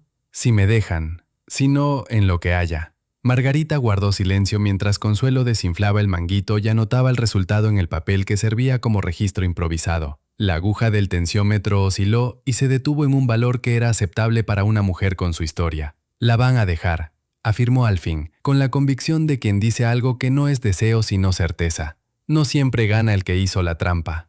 A veces sí, respondió Consuelo, sin amargura. Era una observación clínica. No un lamento. A veces, admitió Margarita. Pero cuando pierde, pierde todo. Y ese hombre va a perder. Consuelo no preguntó cómo lo sabía. Margarita Llana llevaba más tiempo que ella viendo cómo funcionaban los sistemas desde adentro y había desarrollado para eso algo parecido al instinto clínico. Una lectura de señales que no venían de ningún documento, sino de años de observación directa. Los últimos meses de condena pasaron con una lentitud particular que Consuelo reconoció como la misma que describe la literatura sobre el cautiverio. El tiempo se dilata cerca del final, como si el cuerpo no quisiera entregarse a la esperanza antes de tener certeza. Se despertaba algunas mañanas contando semanas en lugar de meses y tenía que recordarse que contar en unidades pequeñas hacía el tiempo más largo, no más corto. Terminó su condena completa. No hubo reducción por buena conducta, porque la solicitud fue procesada tarde, por un error administrativo del penal que Rodrigo Pinto intentó corregir sin éxito desde afuera. 4 años exactos, 1 mes y 11 días. La mañana en que le devolvieron sus cosas, Consuelo abrió el sobre de papel manila con sus pertenencias de ingreso. Estaban su carnet de identidad, sus llaves de la posta, un bolígrafo sin tinta y el borde rasgado de un recibo de la farmacia. Nada del cuarto de la calle Quijarro. Las pertenencias de ese cuarto habían quedado en el juzgado, y el juzgado las había dado por no reclamadas después de los primeros 6 meses. Margarita Llana esperaba en la puerta del pabellón. Era inusual. Margarita nunca iba a la zona de egreso. Las despedidas no eran su estilo. Las 2 mujeres se miraron un momento sin decir nada, que era la manera en que se comunican las personas que han pasado suficiente tiempo juntas para no necesitar palabras en los momentos que importan. «Cuides el corazón», pronunció Consuelo al fin. Margarita hizo un movimiento breve con la barbilla, que podía ser un asentimiento o simplemente el peso de la cabeza. «Usted también», replicó. Y luego, antes de volverse, añadió algo que Consuelo no esperaba. Cuando encuentra el que la metió aquí, murmuró Margarita. No pierda tiempo en hablar. Vaya directo a lo que importa. Consuelo no preguntó qué era lo que importaba. Lo sabía. El portón del penal se abrió hacia afuera. El aire del altiplano entró sin pedir permiso, como entraba siempre el viento en Potosí. Frío, directo, con ese olor a piedra y altura que no tiene equivalente en ningún otro lugar del mundo. Consuelo salió. Afuera había una franja de tierra sin pavimentar entre el muro del penal y la carretera, y en esa franja crecían algunas matas de paja brava que el viento doblaba sin romper. Más allá, la carretera que bajaba hacia la ciudad. Más allá todavía, aunque no se veía desde ahí, el Cerro Rico. Tenía en la mano derecha el documento de egreso con su nombre, el número de su condena y la leyenda que indicaba que había cumplido la pena impuesta por la justicia boliviana. Tenía en el bolsillo el carnet de identidad y las llaves de una posta a la que no podía volver, porque ya no era su posta. Tenía puesto el mismo abrigo con el que había entrado 4 años antes, que le quedaba ancho en los hombros porque había perdido algo de masa muscular en el taller de costura. Y tenía, en el bolsillo interior del abrigo, cosida al forro con hilo azul marino, una cosa pequeña y plana que había guardado desde el primer día, su credencial de enfermera. La había cosido ahí la noche antes de que se la llevaran, cuando ya sabía lo que venía, y quiso guardar algo que fuera suyo antes de que empezara lo que fuera. La costura era descuidada, hecha de apuro con la aguja de su botiquín y el carrete azul que había quedado sobre la mesa junto a las tijeras y las cajas de morfina que no eran suyas. El mismo hilo, el mismo nudo. Consuelo caminó hacia la carretera. El viento le golpeó la cara con esa franqueza que tiene el viento del altiplano, que no distingue entre el que sale de un penal y el que pasa de camino al mercado. Para el viento, todos son iguales. Eso, pensó, era una forma de justicia también. La ciudad de Potosí estaba a 4 kilómetros.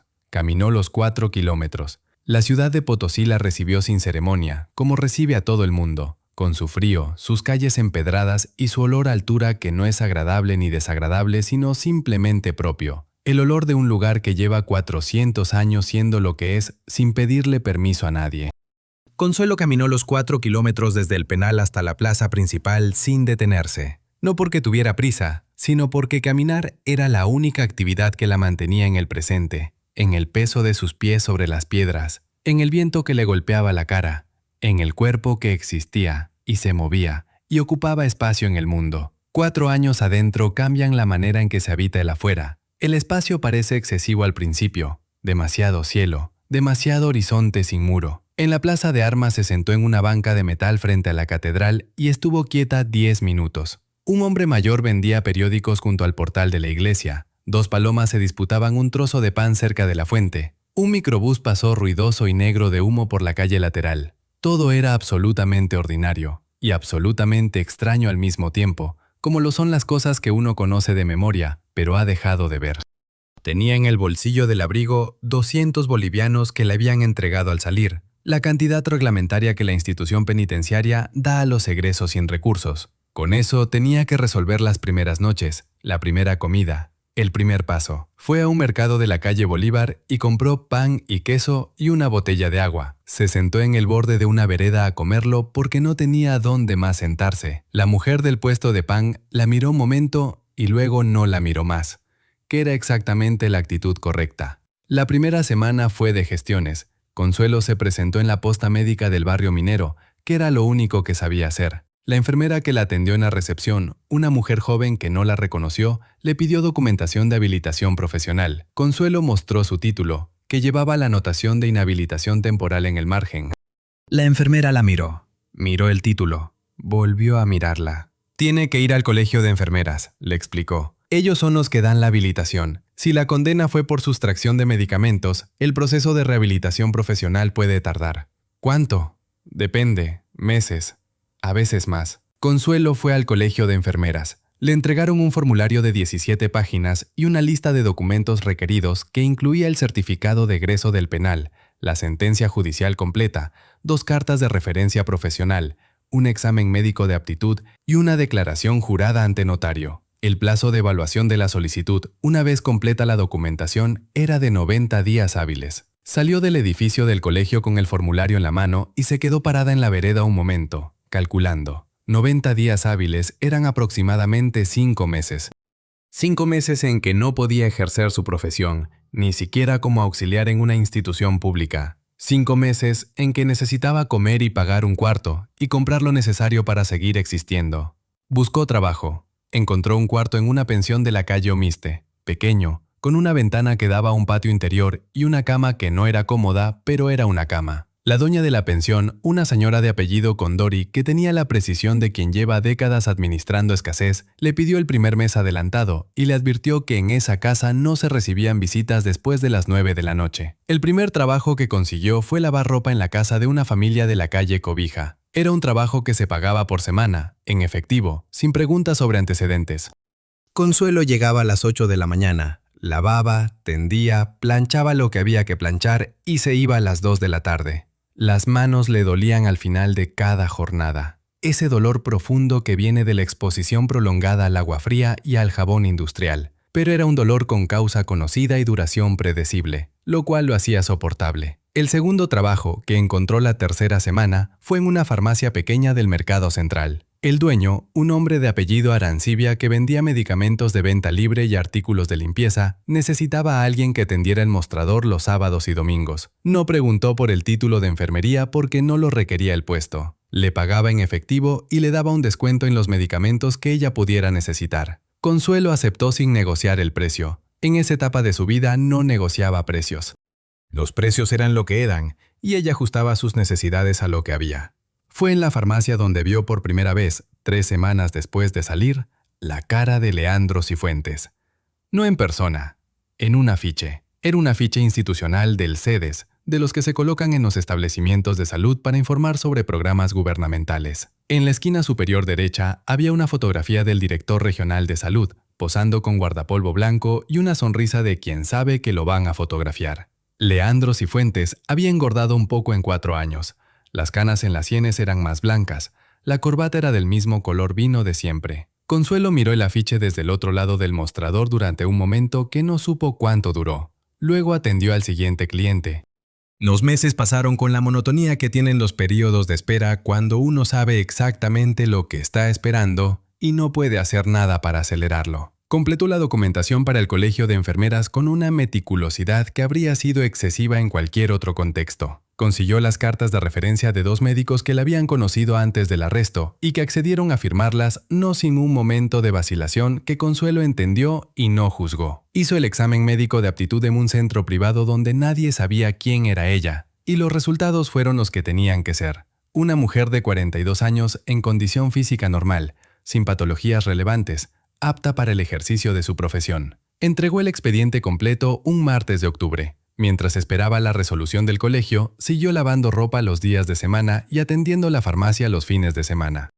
Vivió con economía de maniobras, gastando lo necesario y guardando lo que podía, porque sabía que cuando volviera a trabajar como enfermera iba a necesitar capital para equiparse mínimamente. Un estetoscopio, un tensiómetro, ropa de trabajo.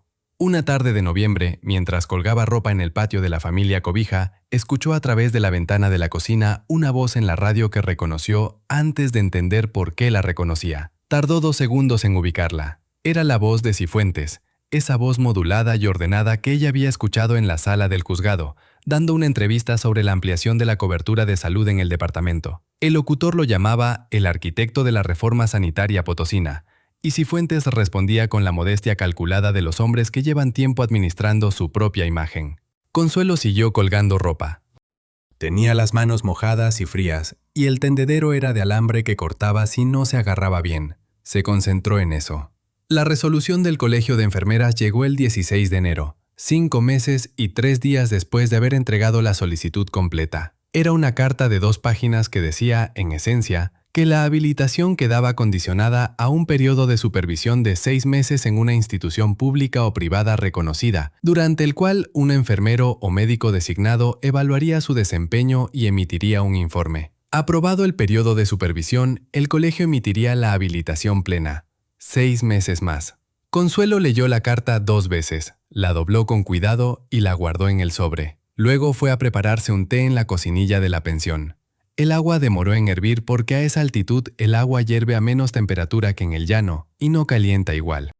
Era un detalle que había aprendido en sus primeros días en Potosí y que no había olvidado. Encontró el puesto de supervisión en una clínica privada pequeña del barrio de San Cristóbal que atendía a trabajadores mineros y sus familias. La directora de la clínica, una médica de apellido Flores que llevaba 20 años en Potosí y que tenía la mirada directa de quien ha visto demasiadas cosas para perder tiempo en rodeos, le hizo una entrevista de 40 minutos en la que le preguntó sobre su formación, su experiencia y sin preámbulos sobre su condena. Consuelo respondió a todo sin evasivas. Cuando llegó a la parte de la condena, la explicó con la misma claridad clínica con que habría explicado un diagnóstico difícil.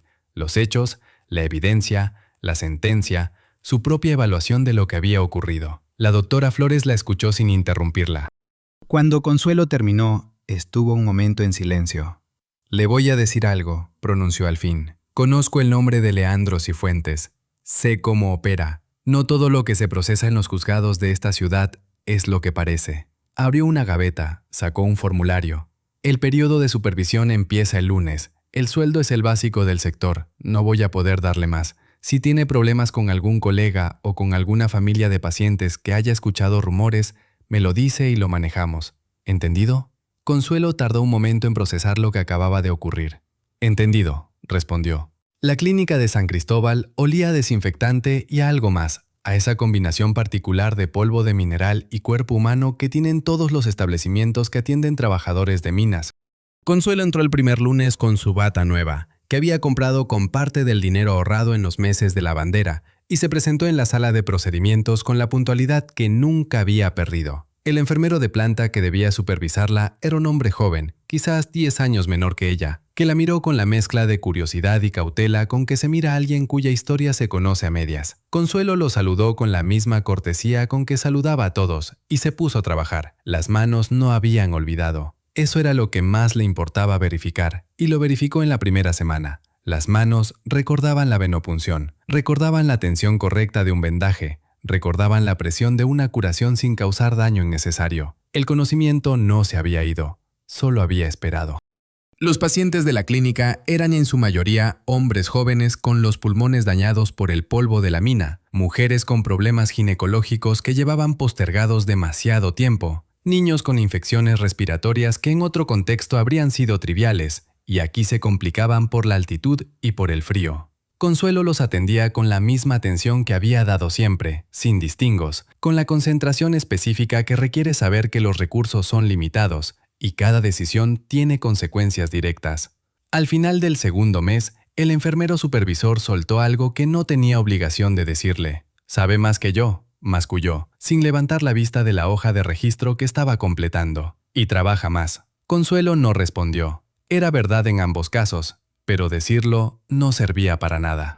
Fue durante el cuarto mes de supervisión cuando ocurrió algo que no estaba en ningún plan, pero que la vida produce con esa puntualidad imprevista que tienen los encuentros que importan. Era un miércoles de tarde, hora lenta en la clínica, cuando la doctora Flores asomó a la sala de procedimientos con la cara de quien tiene algo que decir, pero no sabe bien cómo empezar. «Consuelo, hay un señor en recepción que pregunta por usted. ¿Un paciente? No. Dice que es abogado. Se llama Pinto. Rodrigo Pinto». Consuelo dejó lo que tenía en las manos. Salió al pasillo, cruzó la sala de espera y empujó la puerta de la recepción. Rodrigo Pinto había cambiado en el año y medio que llevaba sin verlo. Los anteojos eran nuevos, de marco más grueso. Había ganado algo de peso. Seguía teniendo la misma cara de hombre que trabaja demasiado, pero encima de esa cara había ahora algo diferente. Una tensión específica, la de quien trae noticias que no sabe cómo clasificar entre las buenas y las malas. «Señorita Paredes», pronunció. «Rodrigo». Se sentaron en las sillas de la recepción vacía. Rodrigo Pinto abrió el maletín, sacó una carpeta delgada y la puso sobre las rodillas sin abrirla todavía. «Hay algo que necesita saber», comenzó. «El hombre de la chaqueta naranja, el paciente de aquella noche». Consuelo se quedó completamente quieta. «Apareció», añadió Rodrigo Pinto. El aire en la recepción era tibio y olía a papel y a desinfectante. Afuera, por la ventana, el sol de la tarde caía oblicuo sobre el empedrado de la calle San Cristóbal. «¿Apareció cómo?». Rodrigo Pinto abrió la carpeta antes de responder. «Vivo». Adentro había una sola hoja mecanografiada con un número de expediente en la parte superior. Se llama Aurelio Montoya, 39 años, trabajador de mina, empleado de la empresa minera del sur. Aquella noche salió a buscar a 3 compañeros que se habían quedado adentro del cerro por un derrumbe parcial. Los encontró, los sacó, y en el camino de vuelta alguien lo interceptó. ¿Por qué lo interceptaron? Consuelo esperó, con las manos quietas sobre las rodillas, porque había firmado una declaración interna que denunciaba irregularidades en los protocolos de seguridad de la mina. Había documentos comprometedores para la empresa. Alguien en la empresa quería que esos documentos no llegaran a ningún lado. Rodrigo Pinto apoyó la carpeta sobre la silla de lado. Le dieron una paliza y lo dejaron en la calle. El plan era que no despertara. Consuelo procesó esa información con el mismo orden con que procesa cualquier información clínica. Primero los hechos, luego la relación entre los hechos, luego las consecuencias. ¿Dónde estuvo todo este tiempo? En una clínica de Sucre. Su padre lo buscó durante 2 años. Don Rosendo Montoya, exfiscal retirado. Cuando lo encontró en el Bracamonte, lo trasladó de inmediato. El coma duró 16 meses. La rehabilitación llevó 2 años más. Rodrigo Pinto se quitó los anteojos, los limpió, se los puso. Recuperó la memoria hace 6 meses. Todo, incluida la noche en que usted lo atendió, incluido lo que vio desde la cama cuando entraron Cifuentes y Quispe. Consuelo miró sus propias manos. Las manos que habían cosido 4 puntos en una ceja en la madrugada. Las manos que habían cosido un botón con hilo azul marino. ¿Qué quieren?, preguntó. Hablar con usted. Rodrigo Pinto sacó de la carpeta una tarjeta de visita y se la entregó. Don Rosendo Montoya. Tiene contactos en la Fiscalía General del Estado. No en Potosí, donde Cifuentes tiene influencia. En La Paz. Quiere presentar un recurso de revisión del caso. Consuelo sostuvo la tarjeta. Era una tarjeta sencilla, blanca, con el nombre y un número de teléfono en letra impresa. ¿Por qué ahora?, preguntó. ¿Por qué después de todo este tiempo? Porque hasta hace 6 meses Aurelio no recordaba nada. ¿Y por qué? Rodrigo Pinto hizo una pausa breve, porque cuando recuperó la memoria, lo primero que preguntó fue por usted. Preguntó qué había pasado con la enfermera que lo había atendido esa noche. Consuelo no respondió de inmediato. Pensó en los 4 años en el penal, en Margarita Llana, en el taller de costura, en el libro de anatomía de los martes, en las manos que habían recordado cómo hacer una venopunción. Pensó en el olor a muña que guardaba en algún lugar del cuerpo que no era la memoria ordinaria. Pensó en lo que Margarita le había dicho la mañana que salió. Cuando encuentre al que la metió aquí, no pierda tiempo en hablar. Vaya directo a lo que importa. Pero esto era diferente. No era confrontación. Era algo que no había tenido en 4 años.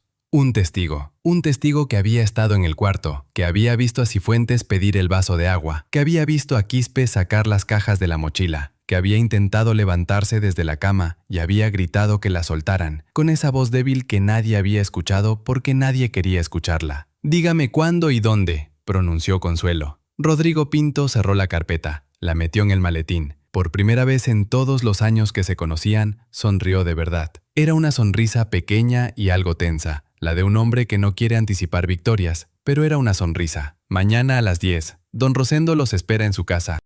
Le voy a pasar la dirección. Esa noche, Consuelo no durmió bien. No era ansiedad exactamente. O no solo eso, era algo más difícil de nombrar. La sensación de que algo que había permanecido detenido durante 4 años estaba comenzando a moverse de nuevo, con la lentitud y el peso de las cosas que han estado quietas mucho tiempo y necesitan recuperar su inercia. Se levantó antes de que aclarara y fue a prepararse el té con la cocinilla de la pensión. El agua hirvió a 90 grados, como siempre en Potosí, y el té quedó un poco flojo, como siempre. Sostuvo la taza con las 2 manos y miró por la ventana el patio interior, donde la luz todavía era azul y quieta. Pensó en Aurelio Montoya, en los ojos oscuros que la habían mirado aquella mañana con esa confusión sin nombre, en la fiebre que había bajado sola, o casi sola, en el botón que había cosido sin saber por qué.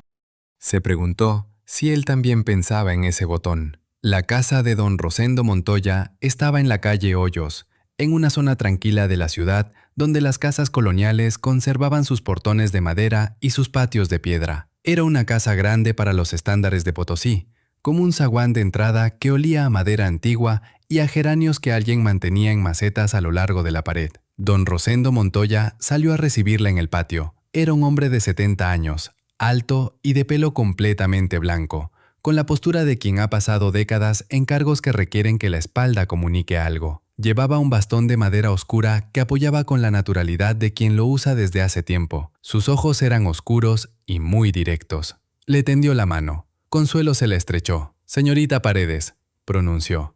«Gracias por venir. Gracias por buscarme», respondió ella. Don Rosendo la llevó al interior de la casa, a una sala con muebles de madera y estantes llenos de libros y papeles ordenados con esa precisión específica de los hombres que han pasado su vida profesional trabajando con documentos. Había una mesa con 3 sillas. Rodrigo Pinto ya estaba sentado en una. En la otra estaba un hombre que Consuelo no había visto nunca, pero reconoció de inmediato, con la misma certeza con que se reconoce a alguien cuya presencia se ha imaginado muchas veces. Aurelio Montoya era más alto de lo que ella recordaba, o quizás el recuerdo era el de un hombre horizontal y febril que no tenía la misma escala que el hombre de pie que se levantó de la silla cuando ella entró. Tenía el cuerpo de los trabajadores de mina, ancho en los hombros, de movimientos medidos. En la ceja derecha había una cicatriz larga y limpia, de 4 puntos, que cruzaba el arco superciliar de izquierda a derecha. Consuelo miró esa cicatriz y sintió algo que no era exactamente reconocimiento, sino algo más, físico. La memoria de las manos, la tensión del hilo, el nudo de enfermera al final. Aurelio Montoya la miraba con una expresión que ella no supo clasificar de inmediato. No era la confusión de aquella mañana, era otra cosa.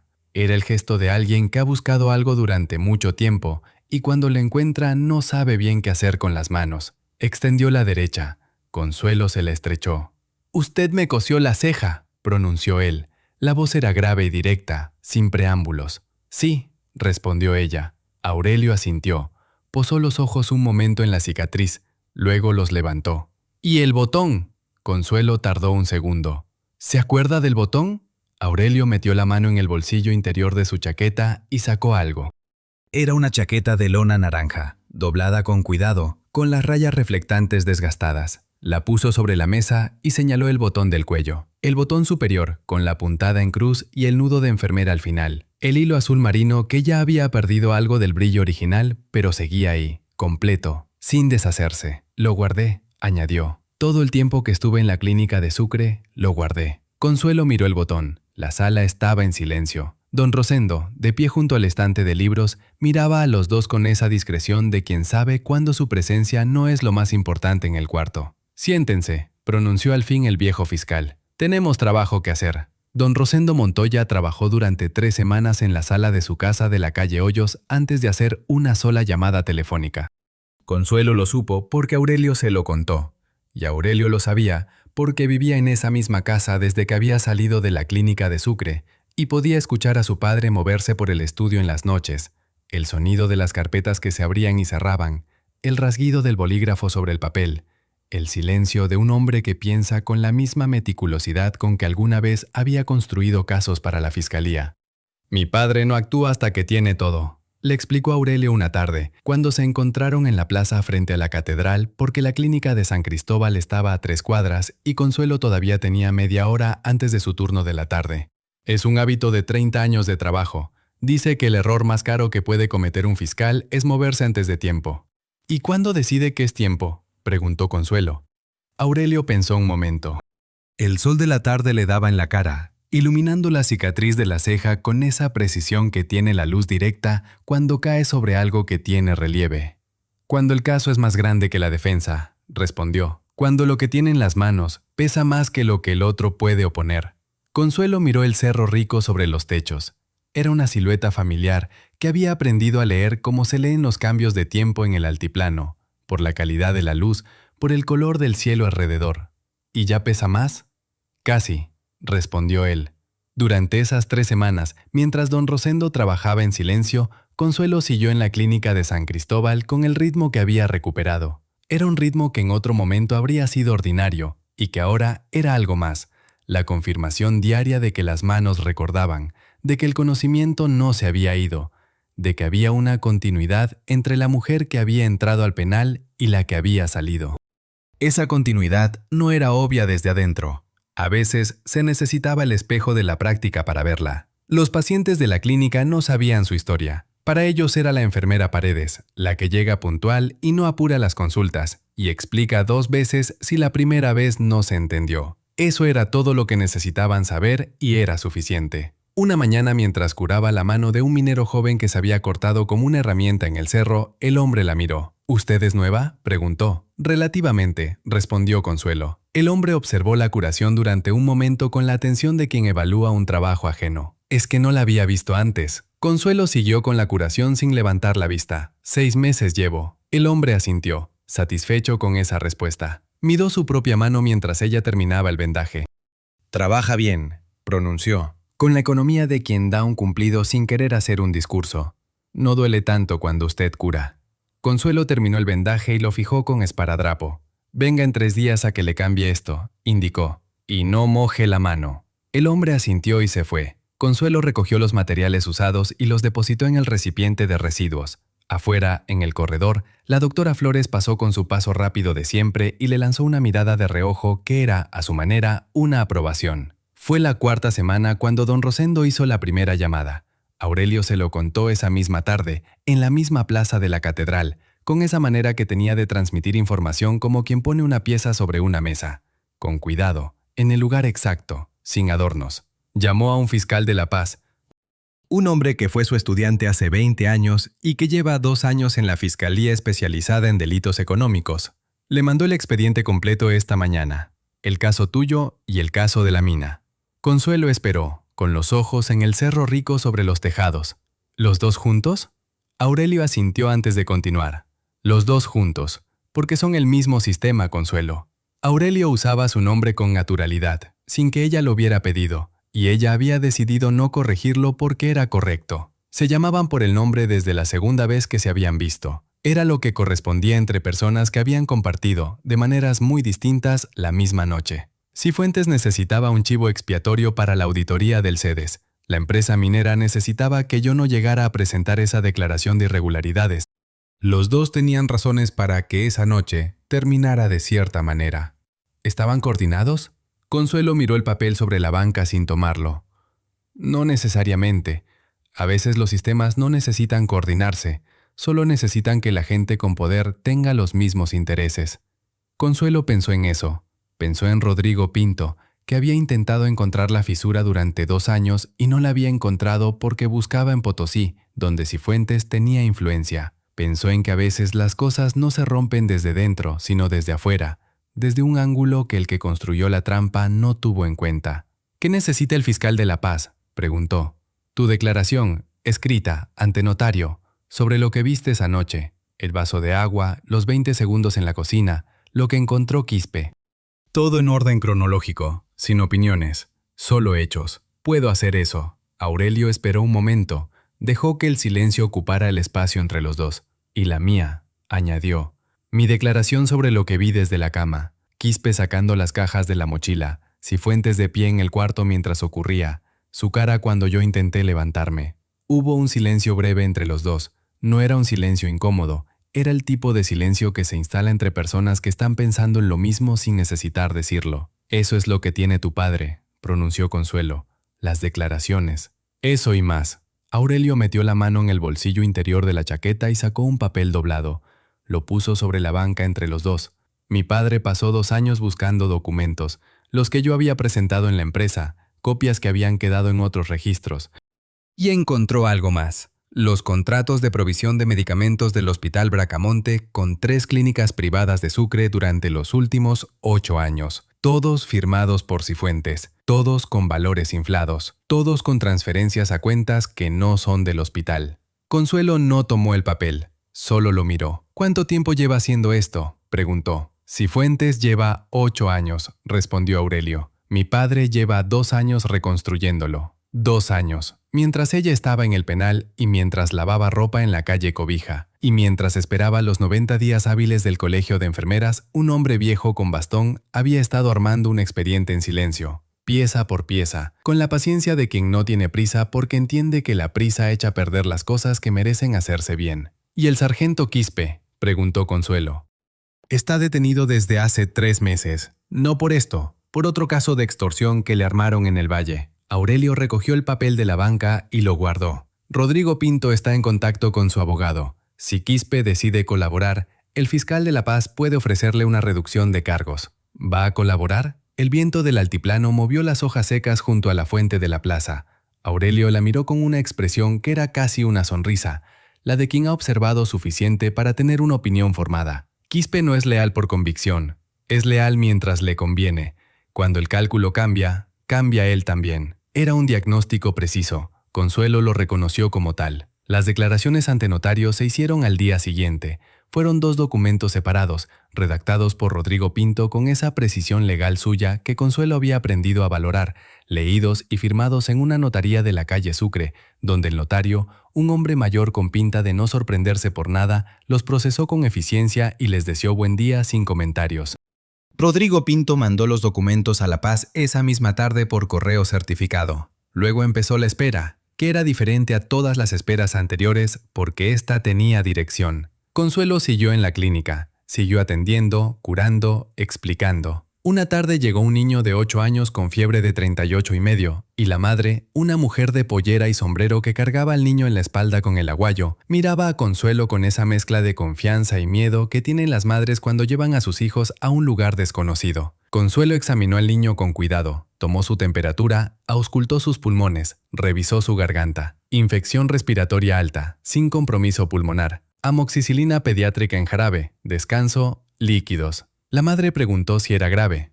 No es grave, respondió Consuelo, pero hay que tratarlo ahora para que no se complique. ¿Tiene cómo comprar el jarabe? La mujer dudó un segundo. Consuelo reconoció esa duda. La farmacia del Mercado Central tiene convenio con la clínica, explicó. Le voy a dar una nota para que le hagan descuento. La madre asintió. El niño, que había estado mirando a Consuelo durante toda la consulta con la atención fija de los niños con fiebre, extendió la mano de pronto y tocó el estetoscopio que colgaba del cuello de ella. No emitió sonido alguno, solo lo tocó, con la punta de los dedos, como se toca algo que resulta interesante. Consuelo se lo acercó. ¿Quieres escuchar tu corazón? El niño asintió. Le puso los auriculares. El niño escuchó. Sus ojos se abrieron un poco más. «Hace tum-tum», observó. «Sí», respondió Consuelo. «Hace tum-tum. Y mientras hace tum-tum, todo está bien». El niño se bajó los auriculares y los devolvió con cuidado, como si fueran algo valioso. La madre lo envolvió en el aguayo y salió con él. Consuelo anotó la consulta en el registro y pensó, durante un segundo muy breve, que había estado a punto de perder esto. Que si las cosas hubieran salido de otra manera, si Aurelio Montoya no hubiera recuperado la memoria, si don Rosendo no hubiera tenido paciencia suficiente para armar el expediente, ella estaría todavía lavando ropa en la calle Cobija, sin saber si alguna vez volvería a escuchar a un niño describir su propio corazón. El pensamiento duró un segundo, luego llegó el siguiente paciente y el siguiente. La llamada de Rodrigo Pinto llegó un jueves de mañana, 3 semanas después de mandar las declaraciones a La Paz. Consuelo estaba en la sala de procedimientos cuando la doctora Flores entró con el teléfono en la mano. «Es Pinto, dice que es urgente». Salió al corredor. Tomó el teléfono. «Señorita Paredes». La voz de Rodrigo Pinto tenía algo que ella no le había escuchado antes. Velocidad. Hablaba más rápido de lo habitual. «El fiscal de La Paz abrió la investigación formal hace 3 días. Ayer emitieron orden de allanamiento para las oficinas de Cifuentes en el CEDES y para su domicilio. Esta mañana ejecutaron las órdenes». Consuelo se apoyó en la pared del corredor. ¿Y? Encontraron los registros, los libros de contabilidad paralelos, las transferencias, los contratos con las clínicas privadas, y además, lo que nadie esperaba. Encontraron los borradores originales de las planillas que te imputaron, los borradores en blanco con tu firma, antes de que él les agregara el contenido. El corredor del pasillo era frío y estrecho, con las paredes pintadas de blanco hasta la mitad y el piso de cerámica gris. Consuelo miró ese piso durante un momento. ¿Los borradores? Los guardó, no sé si por costumbre o por precaución o por ese error que cometen los que se creen seguros. Los tenía en una carpeta en el escritorio de su despacho en el CEDES, mezclados con otros documentos administrativos. Una pausa breve. Son la evidencia más directa que existe de que las planillas que presentó en tu juicio estaban adulteradas. Firma auténtica, contenido falso. Consuelo cerró los ojos un segundo. 4 años y 3 meses. 4 años cosiendo uniformes en un taller con calamina en el techo, cuidando el corazón de Margarita Llana, durmiendo con 2 frazadas en el invierno del altiplano. 4 años y 3 meses que cabían ahora en esa carpeta con los borradores. ¿Y Quispe?, preguntó. Firmó el acuerdo de colaboración ayer a las 5 de la tarde. Declaración completa. Confirma que Cifuentes le pidió que fabricara el registro, que le pagó en efectivo, que le indicó dónde colocar las cajas de medicamentos en tu cuarto. Consuelo abrió los ojos. ¿Cuándo detienen a Cifuentes? Esta tarde. La voz de Rodrigo Pinto tenía ahora algo que era casi contenido, como el tono de quien ha aprendido a no celebrar antes de que las cosas estén completas, pero que ya no puede ocultar del todo que algo importante está pasando. Hay una reunión del Comité Departamental de Salud en el edificio del CEDES a las 4. Cifuentes preside. Los fiscales de La Paz coordinaron con la policía para ejecutar la orden de detención al término de la reunión. Don Rosendo habló con el fiscal esta mañana y me llamó a mí. Consuelo no respondió de inmediato. En el corredor de la clínica se escuchó una voz, la de una madre que llamaba a un niño desde la sala de espera, y el sonido de unos pasos pequeños corriendo sobre el piso de cerámica.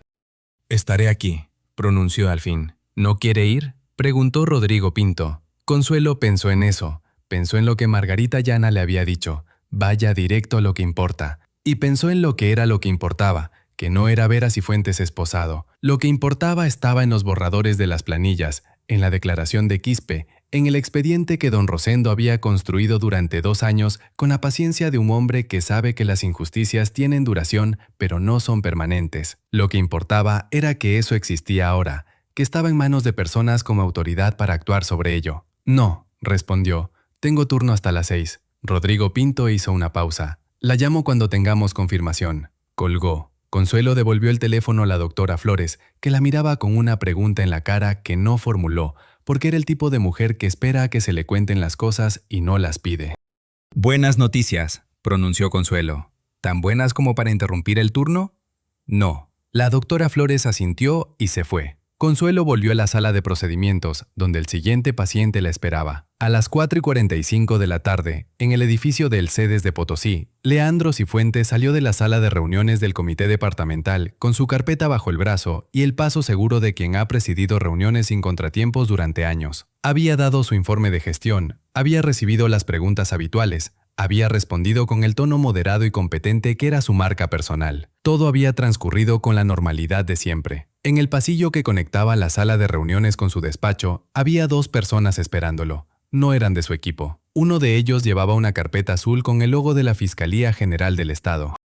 El otro llevaba uniforme. Cifuentes los miró. Tardó un segundo en procesar lo que veía. Ese segundo que tienen siempre los que han vivido mucho tiempo convencidos de que algo no puede pasarles. «Director Cifuentes», pronunció el del uniforme, «queda detenido en el marco de la investigación por los delitos de malversación de fondos públicos, falsificación de documentos e inducción a declaración falsa. Tiene derecho a llamar a su abogado». Cifuentes abrió la boca. No salió ningún sonido. En la sala de reuniones, detrás de la puerta cerrada, los miembros del comité todavía recogían sus papeles sin saber lo que ocurría en el pasillo. Afuera, en la calle, el viento del altiplano bajaba desde el Cerro Rico con esa puntualidad que tiene en Potosí a última hora de la tarde, cuando el sol pierde fuerza y la temperatura cae rápido. Las esposas que cerraron en las muñecas de Leandro Cifuentes eran del mismo modelo estándar que las que el sargento Quispe había usado 4 años y 3 meses antes en las muñecas de Consuelo Paredes. El mismo peso de metal, el mismo sonido de cierre. No estaba presente nadie que notara ese paralelismo, excepto quizás la justicia, que tiene sus propias maneras de llevar la contabilidad.